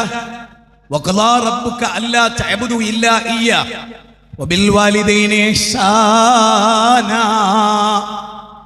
ഉമ്മ ഉപ്പ അവരോട് ചേ എന്ന് പോലും പറയരുത് എന്നാ. അച്ഛനമ്മമാരോട്, ഉദാഹരണത്തിന് ഒരു കുട്ടി ഇസ്ലാമായി, ആ കുട്ടിയുടെ അമ്മ അച്ഛൻ ഇസ്ലാം ആയില്ല എങ്കിൽ ആ അച്ഛനെ ഉപദ്രവിക്കണോ? ആ അമ്മയെ ഉപദ്രവിക്കണോ? വസാഹിബുഹുമാ ഫിദ്ദുന്യാ മാറൂഫാ എന്ന ഖുർആനിലെ 31-ാം അധ്യായം 15-ാമത്തെ വചനം. അച്ഛനോട് അമ്മയോട് ഏറ്റവും നന്നായി പെരുമാറണം. അമുസ്ലിമായ അമ്മയോട് ഏറ്റവും നന്നായി പെരുമാറണം. വാർദ്ധക്യത്തിലെത്തിയ അച്ഛനമ്മമാരെ ആദരിക്കണം. ഭാരതീയ ദർശനത്തിൽ മാതൃദേവോ ഭവ, പിതൃദേവോ ഭവ, ആചാര്യദേവോ ഭവ, അതിഥി ദേവോ ഭവ. ദൈവതുല്യം മാതാവിനെ സ്നേഹിക്കണം. ഇസ്ലാമിൽ സ്നേഹിക്കണമെന്നതിൽ തർക്കമില്ല. മാതാവിന്റെ സ്ഥാനത്ത് നിർത്തിക്കൊണ്ട് എന്തെല്ലാം സ്നേഹം നൽകാമോ അത് മുഴുവനും നൽകണം. കാരണം മാതാവ് ദൈവത്തോളം ആവില്ല. അതാണ് ചെറിയൊരു തിരുത്ത്. അപ്പോ ഏറ്റവും നന്നായി ഉമ്മയെ സംരക്ഷിക്കേണ്ട ചുമതല പഠിപ്പിക്കപ്പെട്ടു ഖുർആൻ. ആ ഖുർആനിലാണ് മാനവികതയ്ക്ക് ഉപകാരമുള്ള ഒന്നുമില്ല.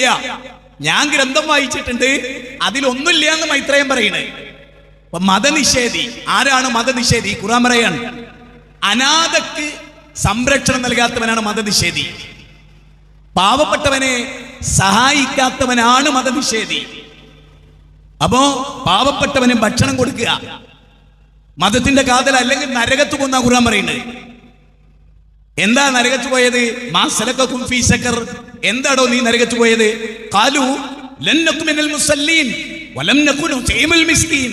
പാവപ്പെട്ടവന് ഭക്ഷണം കൊടുത്തില്ല, നിസ്കരിച്ചില്ല. 74-ാം അധ്യായം 39 മുതൽ 44 വരെയുള്ള വചനം. വൈലുൽ ലിൽ മുത്തഫിഫീൻ അല്ലദീന ഇദഖാലു അലന്നാസി യസ്തൗഫൂൻ വഇദാ കാലൂഹും അവസനൂഹും യുഖ്സിറൂൻ അലാ യظن ഉലൈക അന്നഹും മബ്ഊസൂൻ ലിയൗമിൻ അദീം യൗമ യഖൂമുൻ നാസു ലിറബ്ബിൽ ആലമീൻ. 83-ാം അധ്യായം 1-6 വരെയുള്ള വചനം. അളവിലും തൂക്കത്തിലും കൃത്രിമം കാണിക്കരുത് കച്ചവടക്കാരെ. ദൈവസന്നിധിയിൽ നിൽക്കും, അതുകൊണ്ടത് പാടില്ല. അയൽവാസി അത്ഭുതമാണ്. അയൽവാസി പട്ടിണി കിടക്കരുത്. എന്റെ വീട് ജാഹിദ് ബാലിശ്ശേരി എന്ന് പറയുന്നത് എന്റെ വീടിന്റെ നടയിൽ ഒരു വലിയ മരം. ആ മരത്തിന്റെ ശാഖകൾ അമുസ്ലിമിന്റെ വീട്ടിലേക്ക്, നടയിലേക്ക്. എങ്കിൽ ആ വൃക്ഷം വെക്കരുത്, മുറിക്കണം. കാരണം അയൽവാസിയായവന് ബുദ്ധിമുട്ടാണ്. ഇതാ മതം. റോഡിലൂടെ നടന്നു പോകുമ്പോൾ ബ്ലോക്ക് ഉണ്ടാക്കരുത്.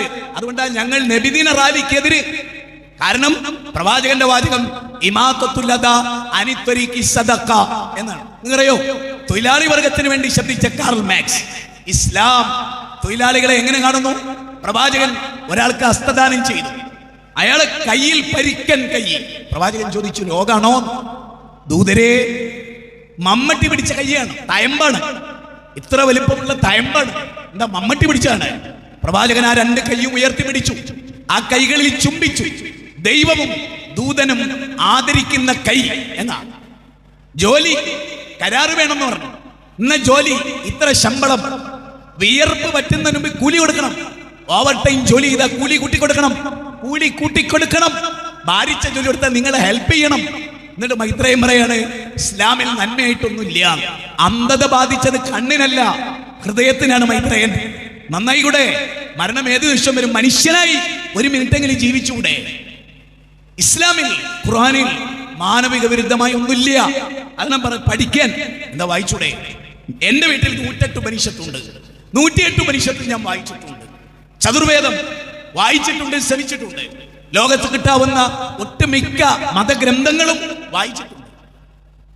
പക്ഷെ എനിക്കൊരിക്കലും വെറുപ്പൊന്നിട്ടില്ല. ദൈവികം എന്ന് ഉറപ്പുള്ള ഖുർആനിൽ മനുഷ്യത്വ വിരുദ്ധമായി ഒന്നുമില്ല.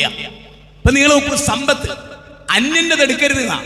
ഞാനൊരു 3 മിനിറ്റ് കൊണ്ട് വൈൻഡപ്പ് ചെയ്യും. 3 മിനിറ്റ്. സഹോദര, വാത്തിദിൽ ഖുർബ ഹഖഹു വൽ മിസ്കീൻ, എന്റെ സ്വത്ത് പാവപ്പെട്ടവനുള്ളതാണ്, അതിൽ അവകാശമുണ്ട്. ഔദാര്യമല്ല, അവന്റെ അവകാശ. മട്ടന്നൂർ ടൗണിൽ ഒരു ക്രിസ്ത്യാനി വന്നു കോട്ടയത്ത് നിന്ന്. അയാൾ ആരോ പോക്കറ്റ് അടിച്ചു, അയാളെ കയ്യിലൊന്നുമില്ല. ഇവിടുത്തെ ഹിറാ പള്ളിയിൽ പോയാൽ അയാൾക്ക് പൈസ കൊടുക്കൽ മുസൽമാന് നിർബന്ധം, ഔദാര്യമല്ല, നിർബന്ധം. ഇസ്ലാം അതാ പഠിപ്പിച്ച്, മാനവികമാണ് പഠിപ്പിച്ചത്. എല്ലാ കാര്യവും അങ്ങനെയാണ്. എന്ത് വിഷയം എടുത്തോ അതൊക്കെ അങ്ങനെയാ. ഹലാൽ, എന്താ ഹലാൽ വിവാദം? യാ അയ്യുഹന്നാസ് കുലു മിമ്മാ ഫിൽ അർളി ഹലാലൻ തയ്യിബ, ഹലാലൻ തയ്യിബ. മനുഷ്യ നല്ലത് തിന്നണം, ഹലാലാവണം. എന്താ ഹലാൽ? കൃഷ്ണേട്ടൻ, ആ കൃഷ്ണേട്ടന്റെ വീട്ടിൽ കയറി മുജാഹിദ് ബാലുശ്ശേരി മോഷ്ടിക്കരുത്, ആ പണം ഹലാലല്ല. എനിക്കൊരു ഡ്രസ്സ് വേണം, സുരേഷിന്റെ ടെക്സ്റ്റൈൽസ് കയറി മോഷ്ടിച്ചാൽ അത് ഹലാലല്ല, ഹറാമാണ്. അല്ലാതെ ഇറച്ചി വിവാദമല്ല, അത് വിവരമില്ലായ്മ, അലങ്കാരമാക്കരുത്. എന്റെ ഡ്രസ്സ് ഞാൻ അധ്വാനിച്ചു വാങ്ങിയതാവണം, അവരെന്റേതാകരുത്. ഞാൻ കഴിക്കണം ഭക്ഷണം ഞാൻ അധ്വാനിച്ചതാകണം, അന്യന്റെ പിടിച്ചു പറിച്ചതാകരുത്. അതാണ് ഹലാൽ. എന്റെ വീട് ഹലാലാകണം, പലിശയുടേതാകരുത്, ഹറാമിൻ്റെതാകരുത്. അതാണ് ഹലാൽ. വിശാലമാണ്. പോത്തിറച്ചി കെട്ടിച്ചുറ്റി പറ്റണ്ട, അതല്ലാതെ. ഏത് വിഷയം എടുത്തോ, ജിഹാദ്. ജിഹാദ് എന്ന് പറഞ്ഞാൽ ത്യാഗ. 10 മക്കളെ പഠിപ്പിച്ചൽ ജിഹാദാണ്. പെൺകുട്ടികളെ 3 ആളെ വളർത്തൽ ജിഹാദാണ്. കൊല്ലലല്ല, വളർത്തൽ. വിദ്യാഭ്യാസം നൽകൽ ജിഹാദ്. ഹജ്ജ് പോകൽ സ്ത്രീകൾക്ക് ജിഹാദ്. ജിഹാദ് എന്ന കഴുത്തറക്കലല്ല, അത് വിവരമില്ലാത്ത ആരിഫ് ഹുസൈന്റെ വിവരക്കേടാണ്. അതിന് മറുപടി പറയാൻ രാഹുൽ ഈശ്വർ മതി, ഞങ്ങൾ വേണ്ട. മനസ്സിലായോ? അതുകൊണ്ട് എനിക്ക് ഈ നാട്ടുകാരോട് പറയാനുള്ളത്, വിശിഷ്യ സംഘാടകരോട് പറയാനുള്ളത്, നിങ്ങൾ ഈ നാട്ടിലെ മുഴുവൻ ജനങ്ങളുടെ വീട്ടിലും ഖുർആനിന്റെ സന്ദേശം എത്തിക്കണം. ഇമ്മ ഷാക്കിറൻ വ ഇമ്മ കഫൂറ. അവർക്ക് നല്ലവരാകാൻ, ചീത്തയാവാം, നന്ദിയുള്ളവരാവാൻ, കെട്ടവരാവാം. നിർബന്ധമില്ല, ആരെയും നിർബന്ധിക്കില്ല. ഇസ്ലാമിന്റെ സ്ഥാപനം, ഞങ്ങൾക്കുണ്ട് സ്ഥാപനം. അവിടെ ഹിന്ദുക്കുട്ടി പൊട്ടുവട്ടാ വരുന്നത്, കഴുത്ത് കാണിച്ചാ വരുന്നത്, മാറുമറിക്കാതെ വരുന്നത്. അതുകൊണ്ട് അവളെ പറഞ്ഞടിക്കാൻ പറ്റും. അവിടെ ഞങ്ങളുടെ കോളേജില്, ഇസ്ലാമിന്റെ കോളേജില് നേരെ മറിച്ച് ഞങ്ങൾ ചെല്ലുമ്പോ എല്ലാം കഴിച്ചു വെക്കണം. അപ്പൊ ആരാ ഭീകരവാദി, ആരാ തീവ്രവാദി? കന്യാസ്ത്രീക്ക് കന്യകാവസ്ത്രം ധരിക്കാം, മുസ്ലിമിനോ പാടില്ല. ഭരണഘടന അനുവദിച്ചതാ. എന്നിട്ട് നമ്മളോട് പറയുന്നത് ക്രിസ്ത്യൻ സ്കൂൾ പറയുന്നത് ഭരണഘടന ഗേറ്റിന്റെ പുറത്ത് ഭരണഘടന തട്ടടാൻ അവകാശം നൽകി. ആർട്ടിക്കിൾ 25 ഭരണഘടന ക്രിസ്ത്യൻ സ്കൂളിന്റെ പുറത്ത്. ആരാ ഭീകരവാദി? ഞങ്ങൾ അറിയുന്ന സ്കൂളിന്റെ ഉള്ളിലും ഭരണഘടന, സ്കൂളിന്റെ പുറത്തും ഭരണഘടന. ഒന്നുകൂടി പറയാം, ഭരണഘടന പൂർണ്ണമായിട്ട് അംഗീകരിക്കുന്ന ഒറ്റ സമുദായമുള്ളൂ, മുസ്ലിങ്ങൾ.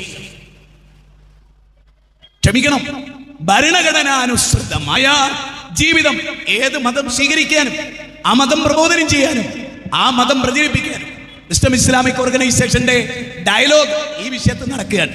എന്താണ് മതേതരത്വം, എന്താണ് വിദേശ മതേതരത്വം, ഇതെല്ലാം പഠിച്ച് മനസ്സിലാക്കാൻ ഇതൊരു അവസരമാകട്ടെ. എൻ്റെ പ്രിയപ്പെട്ട സുഹൃത്ത് ഷാഫി സ്വബാഹി എന്നെ തുടർന്ന് പ്രസംഗിക്കുന്നു. നിങ്ങൾ എല്ലാവരും കേൾക്കണം, എല്ലാവരും. എനിക്ക് ഒരുപാട് പറയാൻ ആഗ്രഹമുണ്ട്, എൻ്റെ സമയം ഇവിടെ അവസാനിക്കുന്നു. 2 കാര്യം, മരണത്തിന് ശേഷം ഒരു ജീവിതമുണ്ട്, സ്വർഗമുണ്ട്, നരകമുണ്ട്. ഭഗവത്ഗീത 2-ാം അധ്യായം 37 അദോവ പ്രാപ്സസി സ്വർഗം. അർജുന, ധർമാധർമ്മ യുദ്ധത്തിൽ കൊല്ലപ്പെട്ടാൽ സ്വർഗമുണ്ട്. ദഖലൽ ജന്ന, ധർമ്മയുദ്ധത്തിൽ സ്വർഗമുണ്ട് എന്ന് ഖുർആൻ, എന്ന് ഭഗവത്ഗീത. അന്തം തമഹ പ്രവിശംതിയേ സമ്പുത്യമുപാസതേ തദോബൂയ ഇവദേ യഹു സമ്പുതി അമൃതഹ. ഈശാവാസ്യോപനിഷത്ത്. സൃഷ്ടികളെ ആരാധിച്ചാൽ നരകം. ഈശാവാസ്യോപനിഷത്ത്. പശുവിനെ ആരാധിച്ചാൽ നരകം, പാമ്പിനെ ആരാധിച്ചാൽ നരകം, സൂര്യനെ ആരാധിച്ചാൽ നരകം. വിശുദ്ധ ഖുർആനും അതേ കാര്യം പറഞ്ഞു, ബൈബിളും അതേ കാര്യം പറഞ്ഞു. അതാണ് വിഷയം.